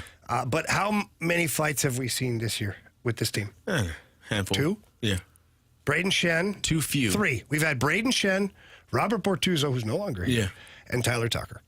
I believe it's been 3 fights. Yeah. So how much is fighting a part of your game? It's not. How much is being strong and defending hard a part of your game? It has to be the most important part. And Kessel does that. So if who was saying not Krug, if Faulk is back, who is he paired with? I think he goes right back with Krug. He's back with Krug. So now you have Kessel and Perunovic, or you have Kessel and Scandella. Well, think about this for a second. Let's just play hypotheticals for a second. If you take Scott Perunovic out, Justin Faulk can play that power play. Justin Faulk has been a power play defenseman his entire career. In fact, was the #1 defenseman for the power play in Carolina for a number of seasons. So he slides in at the top, and now he'll shoot the one-timer too. So if him and Torrey Kruger be able to pass the puck back and forth, there's some one-timer options there. Right. So I look at it that way, that you can replace maybe the power play of Perunovic with Justin Faulk. And then the flip side of it, though, is I'm thinking you might play matchup games. And hear me out. You have the Boston Bruins coming in here. One of the best teams in the NHL. Really good team. It's probably in my best interest to play good defensively rather than worrying about capitalizing maybe kind of sort of on that one power play. So Matthew Kessel and Marco Scandella as your bottom pair, along with Faulk back with Krug and Parayko, that's your best defensive six guys right there. And is that the best strategy for Boston? And then you change your mind and you go in a different direction with the next game. The next game is the Philadelphia Flyers. Do you change it up there? Do you put Perunovich back in? Do you take Kessel out? Like, I don't know how it shakes out. Right now, there's just too many cooks in the kitchen. I don't hate that idea. I just don't know if I like the one guy in, one guy out, because then you start messing with flow. The chemistry. And we talk about that with the Cardinals, and obviously it's completely different, you know, with the lineup and all that stuff. But to that point, though, it just, I like some consistency with the lineup, and if the team's playing really well right now, I mean, why change things up? Because your team's better with Justin Faulk in the lineup. I agree, I just can't agree with you at all on that. He's your second best defenseman. He's going back in the lineup if he's healthy. Well, that's the thing. If he's 100%, then yes, I'm putting him in. If he's at 80, though, I don't think tell they him to activate wait. him then, Marshy. We wouldn't activate him if they weren't ready to use him. Why would they? It would buy them another day or two of letting him get better. Verana doesn't have to go anywhere. They don't have to make any tough decisions. It's the easiest play is not activating him. So what if he comes back in and they start to suck? Well, I'm not going to pin that on him, but I'm just saying with Let me ask you this consistency, again. Do you think this team is better or worse with Justin Faulk in the lineup? I think they're better on paper. I'm just saying right now. I think they're better, period. Well, yes, but I'm just saying from a consistency standpoint, I'm a very superstitious person. So, you know, you're correct. You're correct. I'm just, from my opinion, I just I wouldn't want to switch things up. But I completely understand where you're coming from. Yeah, like Sammy Blais got back in the lineup last game and you won a hockey game. Put him back in. I know, but I'm just saying, so you did fluctuate. Your lineup has fluctuated throughout some of these good games. Does it matter to you as a defenseman if they change who you've been playing with? Like he's done a good job with Kessel, and now you want to bring Faulk back in. Does that change anything for you, or are you just able to adapt really easily? You're fine. Like, look, for Kessel to go from Krug to Scandella, like, it's not like he's being paired up with the janitor. You know what I'm saying? Right. Like, Marco Scandella is an experienced, seasoned defenseman who's having a pretty good year for the Blues. He's been pretty good defensively. He's been big, physical. He's handled the task well of playing with all the young guys. Right. Marco Scandella has been the guy to play with Perunovich. He's been the guy to play with Tucker. He's been the guy to, like, be the steady Eddie out there. Yeah. So I look at it as I would play the matchup. I look at the Boston Bruins as a much better offensive team than the Philadelphia Flyers right now, and I would put Matthew Kessel with Scandella and put Faulk back with Krug and put my best 6 players out there. Do you worry about Perunovich not getting those reps and not getting those times and maybe losing some of the confidence that he has gained, because the less amount of games you play, the less confidence you have, especially because right now he's building a really confident season that could propel him to a confident career. Yeah, but this is why you communicate, right? And it looks like this coaching staff is going to communicate. This is where you communicate and say, look, Kessel's going in. Got the Bruins. It's a matchup thing. Right. You're going right back in against Philly. So get you extra work right now. You'll be back in lineup. Like, I remember playing here when I first broke in, and I was told flat out. There was a guy called Chris McAlpine one season, and myself. And Joe Quenneville literally said, hey, listen, guys, you're going 1 in, 1 out, 1 in, 1 out. Right. You're alternating. And so even if you score 3 goals in a game, you're alternating. Right. So just know it. Yeah. And that's the way it's going to work. And I knew. And I was like, okay. Did I love it? No, but at least I knew. Communication is the most important part. We got a text from the 636. We know with Chief it'd be 11-7. I try to avoid that text. I don't think you do that. I don't like the lack of continuity in your lineup there. You talk about continuity in the lineup. You go 11-7. Maybe you do it for a game. I guess if, to your point, if you think that Justin Faulk is like 85%, not 100%, maybe you go at 70, but then somebody is always sitting there and that doesn't have a chair when the music stops. Mm-hmm. And the coach, so for Mike Weber, the defensive coach, it's a nightmare for him a bit logistically to try and make sure everybody's getting enough ice time to stay relevant in the game in case you need everybody. Well, would you rather? Well, yeah, I get what you're saying. To keep them fresh in the game, just keep them instead of them just sitting in the press box. Scott Perunovich is going to be just your power play guy. You don't have a power play for 2.5 periods. Now what? Right. He doesn't play. He's just sat there. Skating and then you get a power play when the game's on the line, and you're sending out a player who hasn't played in forever. Well, okay, so bottom line is who is the guy that's out then? Is it Scott Perunovich? For me, if I'm coaching this team against the Boston Bruins tomorrow night, I'm going with Leddy Parayko, Krug, Faulk, Scandella, and Kessel. That is my lineup. I mean, I don't hate it. You just don't love it. I mean, I don't know. But I just want them to win. I just want them to win. No matter what I say, he's not going to love it because every version of it is different. Yeah. It is. I don't know. I just want them to win, and I want them to play good. And if they don't, then people will point the finger at, like, well, you switched up the defensive pairings and all this stuff. So I don't think they'll do that. I mean, someone out there will be. Well, somebody for sure. The 6'1" someone other than me. For sure. Either way, it's going to be interesting to see what Coach Drew Bannister does with this lineup tomorrow against the Boston Bruins as they visit the Enterprise Center. It is a good problem to have. It's also a bit of a nightmare for coaches when they're trying to keep everybody happy. That I can tell you for sure. No, everyone's not going to always be happy. If you're a coach, go into every day knowing that someone's pissed off at you. Every day. Don't think that anybody loves you. Think that someone's pissed off at you. 100%. All right, he's Carey Davis, Jamie Rivers here, Andrew Marsh. We got one more game to discuss, and I've been waiting for this one. We're going to talk Rams and Lions coming up next here in the Fast Lane on 101 ESPN.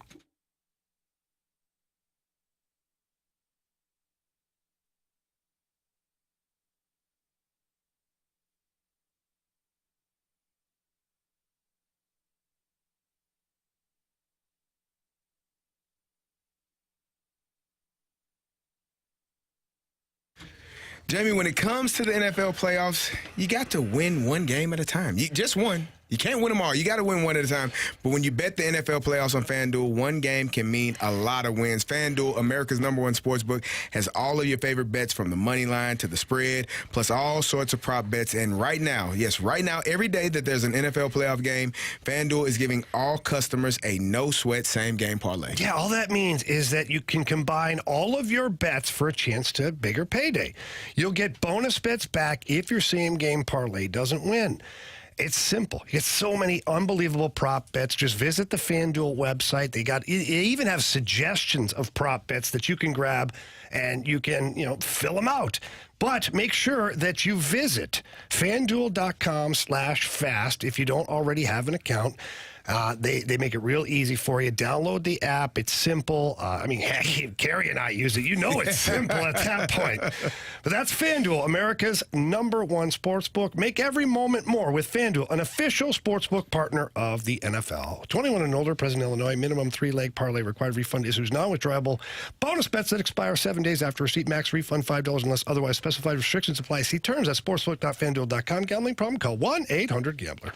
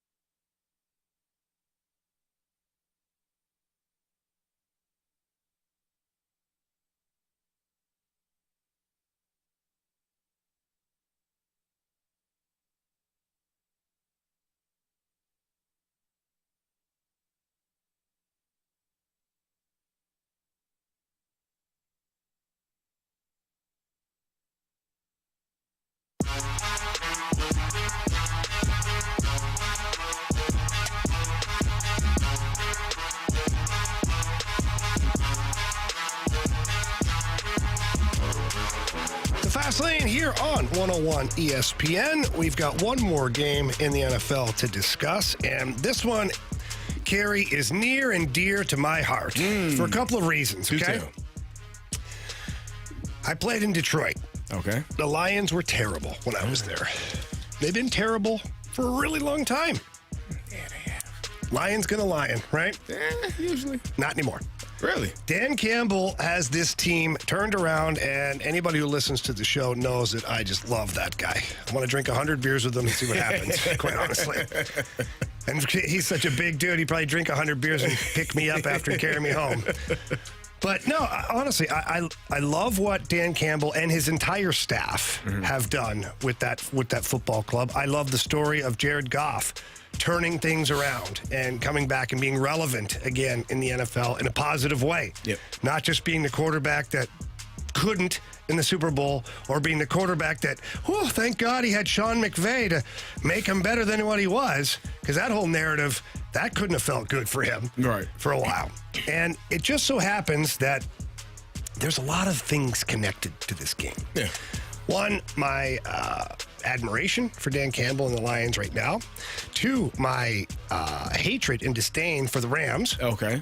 Because of that whole thing. I don't think we need to get into that. I mean, we can. It's just, I think people listening will understand why I don't like the Rams. Indeed.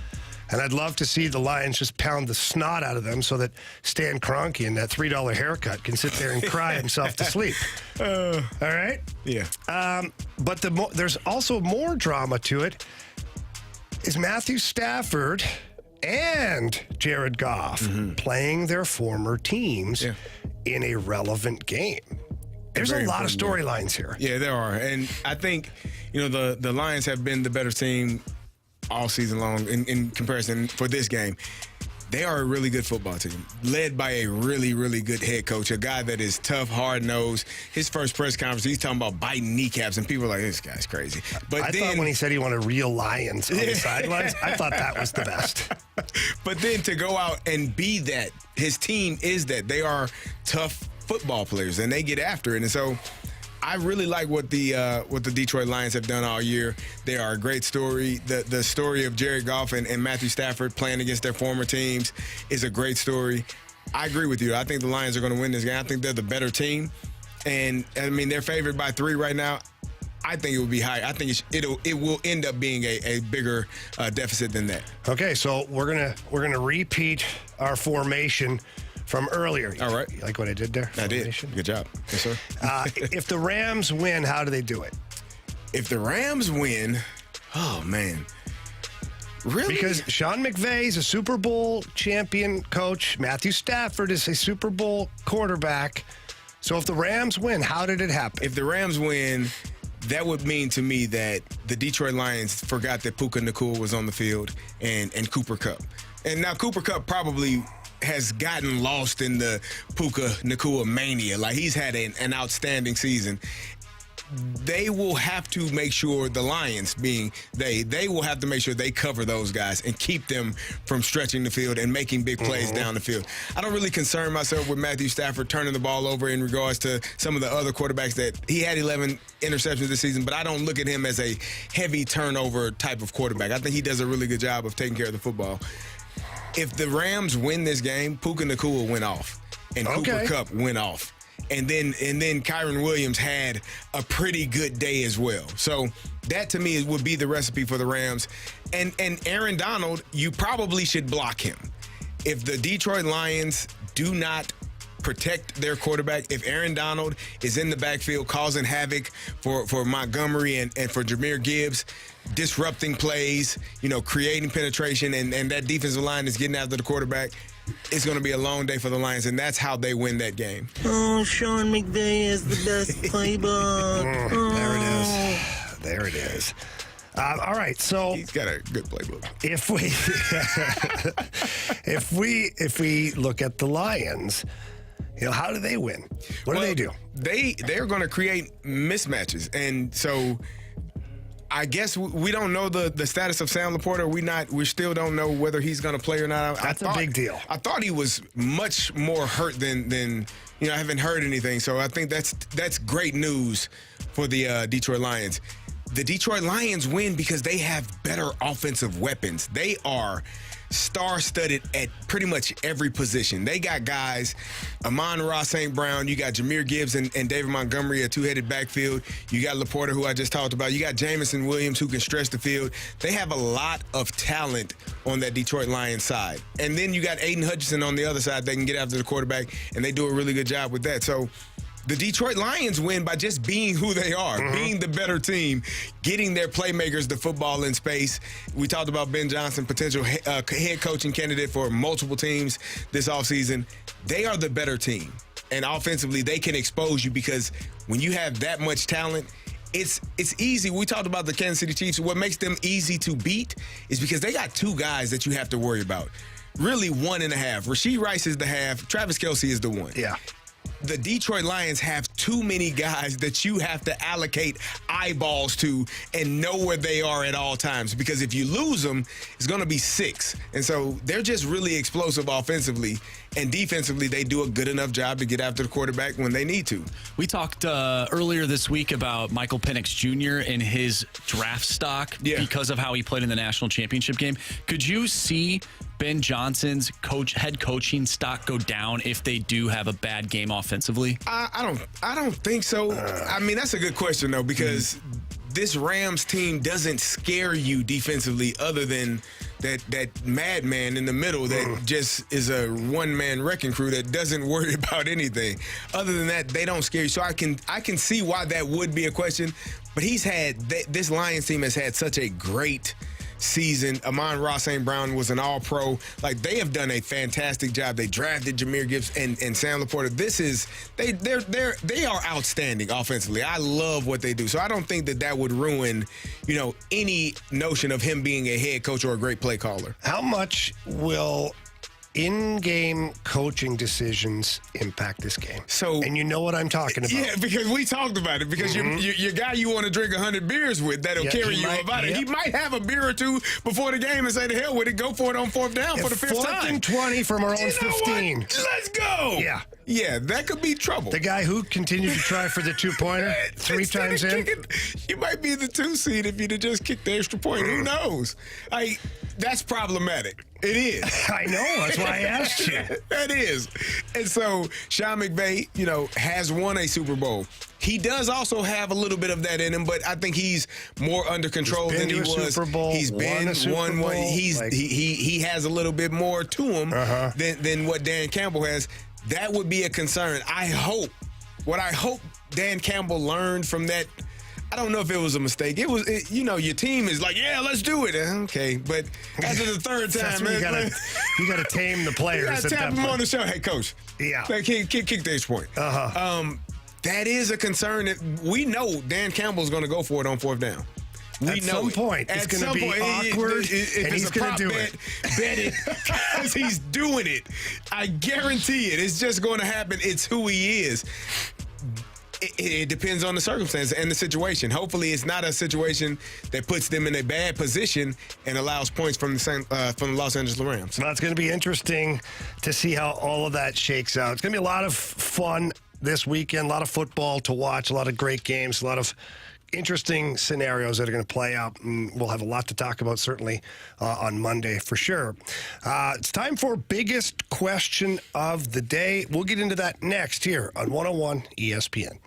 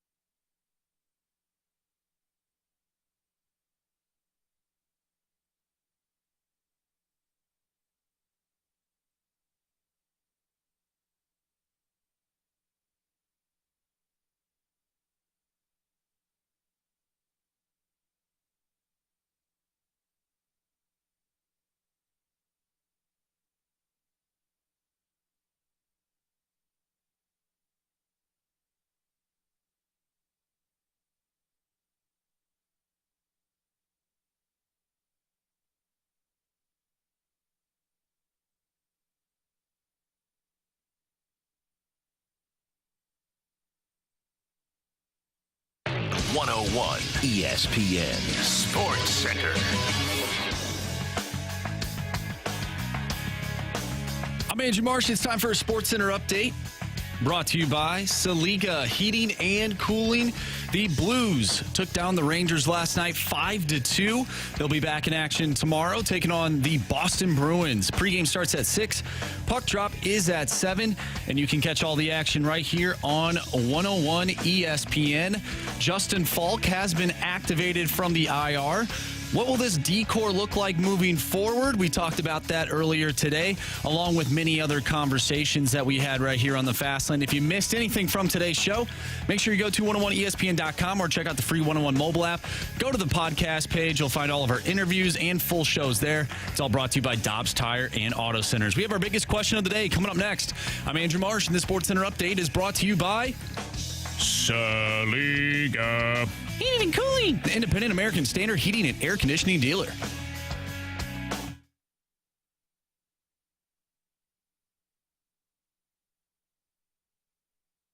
It's time for the Fast Lane's biggest question of the day.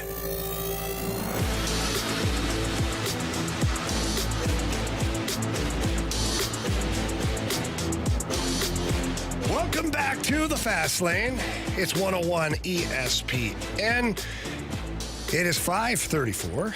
Your time check brought to you by Clarkson Jewelers, an official provider of Rolex jewelry. It's also time for our biggest question of the day. All right, guys, wild card weekend. We broke down all of the matchups this weekend, and we'll have some of them right here on 101 ESPN on Sunday. Bills, Steelers, Cowboys, Packers, and then the Lions and the Rams. Gentlemen, when we look at all of these teams, which team has the most concerns leading into the weekend, and how do they combat those concerns? Ooh. Coach Carey? Man, I don't know if I can say the Browns because I don't expect here we go them to win. Here we go. I think it's probably the Philadelphia Eagles. That's where I was going. Yeah, it's probably the Eagles have the most concern because of the number of injuries that they've had, because of how they finished the season. I'm trying to figure out how they finished the season. It was some of the worst football I've seen in a while. Some of the worst defensive football. Yeah. My gosh. Whether or not A.J. Brown is healthy, he will probably play. But he got hurt in that last game. Targets. Yeah, because he'll ask for it. Devontae Smith hurt his ankle the week before, so they're a little bit banged up, and Jalen Hurts had the finger issue that you saw. It looked a little disfigured a couple of weeks ago, last week. So they have the most questions. How do they fix it? They run the football, man. DeAndre Swift is still a really good football player. Hand him the football on called runs. Allow him to do what he does. They also, like the Detroit Lions, have a lot of weapons. And so get everybody involved in the game. And when you do that, you put pressure on opposing defenses. They don't like to be pressured. They don't like to not know where the ball is going. They want to eliminate some of those options and only force you to throw the ball to certain people. But the Philadelphia Eagles have a lot of guys that can get the ball. DeAndre Swift, as I said, Devontae Smith, Dallas Goedert, A.J. Brown. This is a lot of talent. So run the football, disperse the ball to different people, and then I think you win the game. Yeah, so the Eagles were my first pick as well. My other pick, and I think it's going to be pretty obvious for a number of reasons, if we're going to go like with 1A, 1B, my 1B is the Dolphins. Yeah. I mean, the Dolphins are up against it, man. Like, it's both cold. Teams, but both teams got to play in that weather. And even though you have the Kansas City Chiefs team that is located in Kansas City, it ain't this cold all the time. It's not. The fact that they're calling this a record low that means you haven't played in it before. It does. It helps that you live there. But it doesn't really matter. It doesn't guarantee that you're going to be awesome. But it is. I don't know what the temperature is in Miami. I want to look and see what it is here. I was here not too long ago, Carey. It was nice. It ain't 8 degrees. It's and not. So getting off the plane is a different mindset when you land in Missouri and you're like, oh my. Can you have a blank you mentality, though? Can you get off that plane and be like, we're here. We're here to totally prove everybody wrong. You can until the hawk hits you in the face and you're like, oh, that's cold. Yeah, you can think that.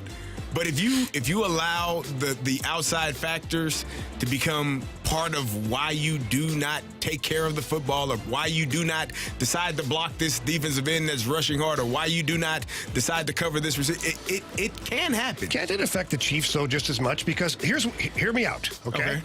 You have Patrick Mahomes, who is the best quarterback in the NFL. I know Lamar's had a better year statistically, but if I'm going to win a championship, I get to pick one quarterback. I'm taking Patrick Mahomes. Okay. But the problem is if the Dolphins do a good job of taking Travis Kelce out of the game, what now? Nobody can catch that damn ball to begin with, let alone with frozen hands. Very true. So now what? Very true. And you're not wrong. It's what I worry about. You're not wrong. They're doubling down on Kelce. They're layering it, stacking it, however you want to do it as a defensive unit to make sure he can't get the ball. And you dare them to beat you with Butterfingers and cement hands. You know what I mean? Yeah. The defense for I mean, it could happen. I wouldn't lie. If I'm the Dolphins, my game plan is we're going to make sure we know exactly where Travis Kelce is at all times. We're going to have eyeball. We're going to have 4 eyes on him, allocated to him, one guy underneath, one guy over the top. We're going to make you force passes into him if you want to throw it to him. Rashee Rice, we're going to try to put our best cover corner on him and allow Jalen Ramsey to maybe shadow him. Do whatever you need to do. And you other 2 guys, 3 guys, if you catch a ball, good luck. I mean, you ain't. Well, if you're going to beat me with those guys. You have to. That would be the recipe for the Miami Dolphins. So I just wonder, like I look at this game now, and because of the cold factor, there's 2 ways to look at it. For me, is one, the Dolphins are just going to step out onto the field and want to go back into the locker room and say, we're done with this. We'll get you next year. Or 2, the Chiefs get out there and the Dolphins don't run back into their locker room, and the Chiefs have Travis Kelce taken away, and they got no other real options at that point. I know they do, but you know what I mean. It's a possibility. I mean, the Dolphins have a chance in that game based on how poorly the Kansas City Chiefs have played all season long.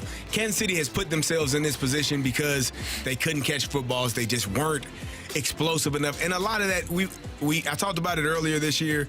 Not having Eric Bieniemy has hurt them more than I think people would want to give credit to. It has to have. Because the way that Eric Bieniemy, how he's talked about and how he runs his offensive practices and game plans, if you ain't catching the ball, you're going to get an earful, and it's going to be constant. You can see the standard's been lowered, man. And so, I don't know. They aren't as good as they have been. I still think they should win, but if Miami won, I wouldn't be surprised. Is Andy Reid capable of putting together an offensive game plan that consists of running the ball way more than he likes to? No. So again, if we're airing it out, what's the hardest thing to do in freezing cold weather? Throw the ball. And catch the ball. Yeah, and catch it, yeah. It's difficult. The ball feels like you're catching a brick. And your fingers, like I said earlier when we were talking about the fan that's going to the game, hands, toes, head, if those are warm, shoulders, knees and toes. Yeah, if those are warm, you're usually good. But once your fingers start feeling like, I can't really feel these things, it's tough to catch a pass. So that also plays in for me. Can Andy Reid do it? Just hand the ball off, hand the ball off, hand the ball off. He won't. He likes to air it out, man. Does. It's going to be an interesting thing. I'm intrigued to see how this game plays out, because when you're looking at we got people saying the NFL commissioner should be fired for allowing Kansas City and Miami the game to go on. When do they play it? Because Saturday is the warmest day for the next 4 days in Kansas City. Like, it doesn't get any warmer. There's no relief, and you can't get into Tuesday because then that screws up everything. Tuesday is -7 degrees is a low. Well, then you can't get into Wednesday, that's for sure. Yeah. Tuesday is a 13 high in Kansas City, 7 degrees low. Monday is 4 degrees high, 7 degrees low. Sunday is 0 degrees and -12. And Saturday is -8. I can't wait to watch that the game. Ah, damn, it's on Peacock. I feel like some of the... We're coming to your house. That's right, baby. Let's go. Text me the address. Those receivers, they're going to have to wear... like 5 minutes away. Yeah, dude, I might be over there. Those receivers are going to have to wear some choppers. You ever wear those choppers? The gloves? Which ones? They're called choppers. Oh, the big leather ones there? Yeah. Can you That would be imagine them running around hilarious with that? if he had those big leather with tape around the wrists. Yeah. You're not going to be able to catch any I would do footballs whatever the with hell that. I Well, can. they can't anyway. So. Yeah, that's a good point. No, you got a point. All right, that's Carey Davis. I'm Jamie Rivers, Andrew Marsh. We are coming to the end of the show. We're going to wrap it up with our guy, Rob, with our fade or follow. He's going for $150 this week. So hopefully we get a good pick for him, and we pick the right one, and he picks the right one. We keep him winning. That's coming up next here on 101 ESPN.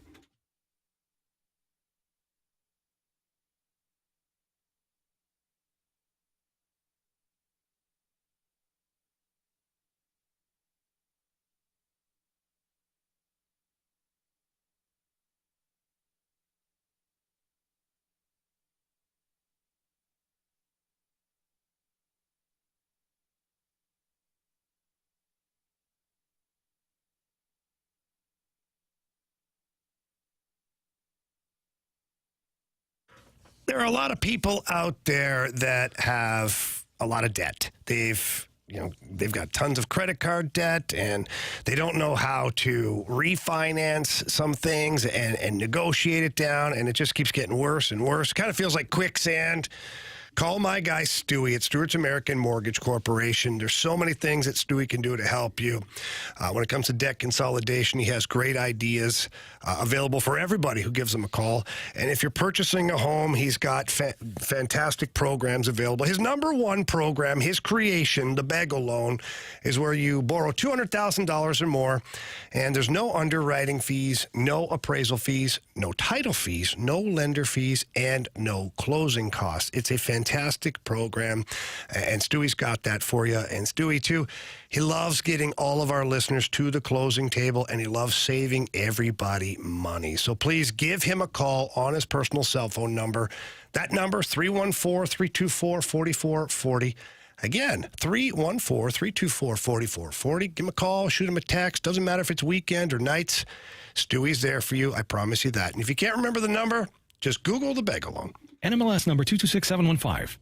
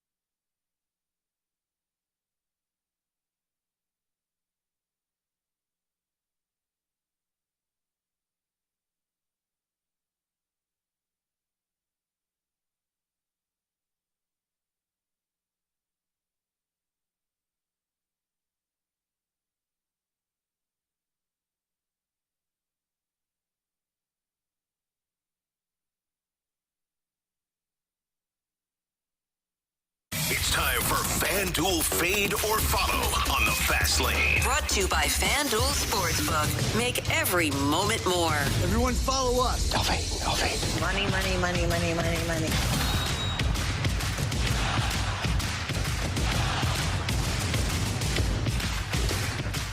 It's the Fast Lane here on 101 ESPN. It is time for Fade or Follow. We head out to the hotline to our guy, Rob. He's going for $150 today. Rob, how you doing, bud? Doing well. Yourselves? We're good, man. We're getting ready for this cold wave coming in here. I'm looking outside. I feel like it looks cold already, Carey. There's no snow coming down, so that's Not a yet. good thing. No snow, no rain. So, Rob, how do you feel about this? Are you okay with the cold if there's snow?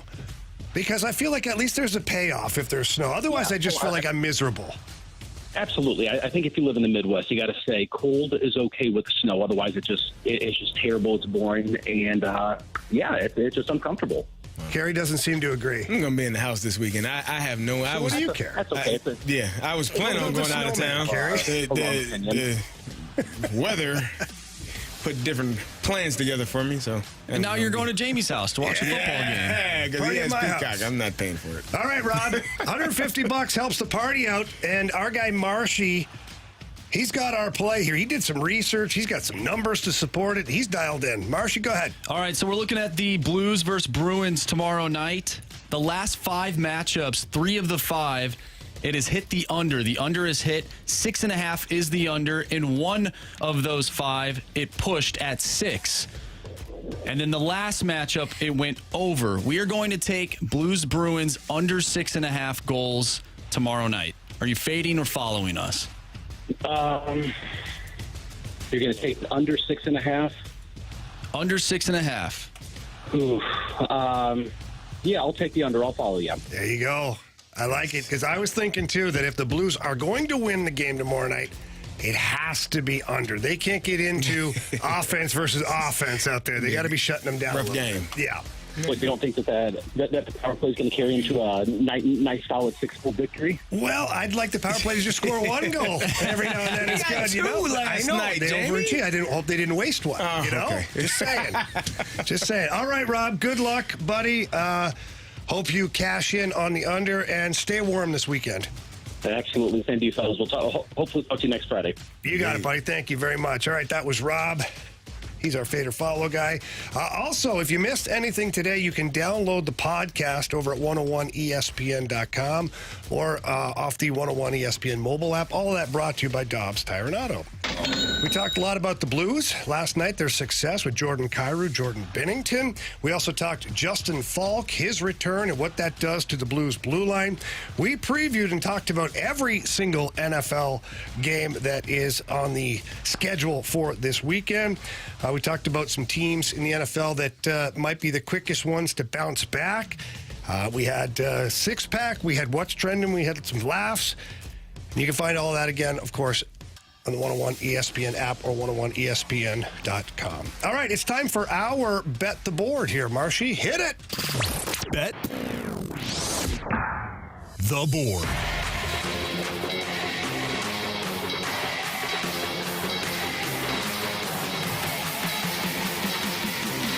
Four picks for your friends. It's time to bet the board with the Fast Lane.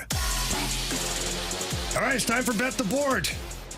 I've been hot with the Vancouver Canucks lately. Do it again. They're my dogs. Do it again. Or my whales. Yeah. You know? Yeah. What do you got, Carey? I'm going to go, my Pittsburgh Steelers are 9.5-point underdogs. Ooh, that seems like a lot. It feels like a lot. So I'm going to take them to cover that. Mm-hmm. I may not win, but they'll cover that. Yeah. Yeah. All right, Carey's got the Steelers with 9.5. Marshy? I'm going to take the Chiefs-Dolphins game to be under 44. Under 44 points. That's a good call. It's at minus 110 right now. It's probably going to be minus 110 by game time, too. And then Anthony's taking the Houston Texans plus 2.5. Good pick, Anthony. Good pick. So those are our picks. And you're going with Vancouver over Buffalo? No, I'm not. Okay. No, I'm changing it up. I'm going with the game tonight, as a matter of fact. Philadelphia Flyers are visiting the Minnesota Wild. I got the Flyers over the Wild. All right. Flyers over the Wild is my pick. for our Bet the Board sequence. Do we have any criticisms or compliments, Marshy? I know we're up against it, but there's got to be somebody who hated us today. I mean, we had a few people chiming in saying they liked the show, but we had more people texting in about our 3 stars today. All right. Well, let's go. 3 stars, baby. So, for the final day of this week, Friday, January 12th, our 3 stars in the Fast Lane. We'll start off with Jamie's studio walk-in to start off the show. Yeah. Clicks for Jamie. I liked it. Thank you. Yep. Thank you very much. Appreciate it, everyone. Yeah, very well done. Go to my teammates. Our second star of the day is Carey Davis for calling Jordan Kyrou's first goal of the game last night. Yeah, I'm in second place now, I think. That was your first one, right? Yeah, I think I'm in second now. Never forget You're your tied, first one, with Carey. me and Anthony. Yeah. Never forget it. Never forget your first. Jamie is in first place. And our first star of the day, texted in by FedEx Colton, and we all agree, Anthony Stalter. We're gonna have to stay Where'd he go? Where's he at? So, where'd he go? where the hell did he go, guys? Honestly, he said he was going to grab something to drink, and when did he leave? he didn't come back. And, Oh my goodness! what's worse is we don't know where he went, and we didn't notice. Carey? He's not here the time he gets his first star. Yeah, but Unbelievable. it's weird because I turned to face you, and I didn't even know he wasn't there. What does that say about me? I facing you the whole time. Either way. All right, everybody.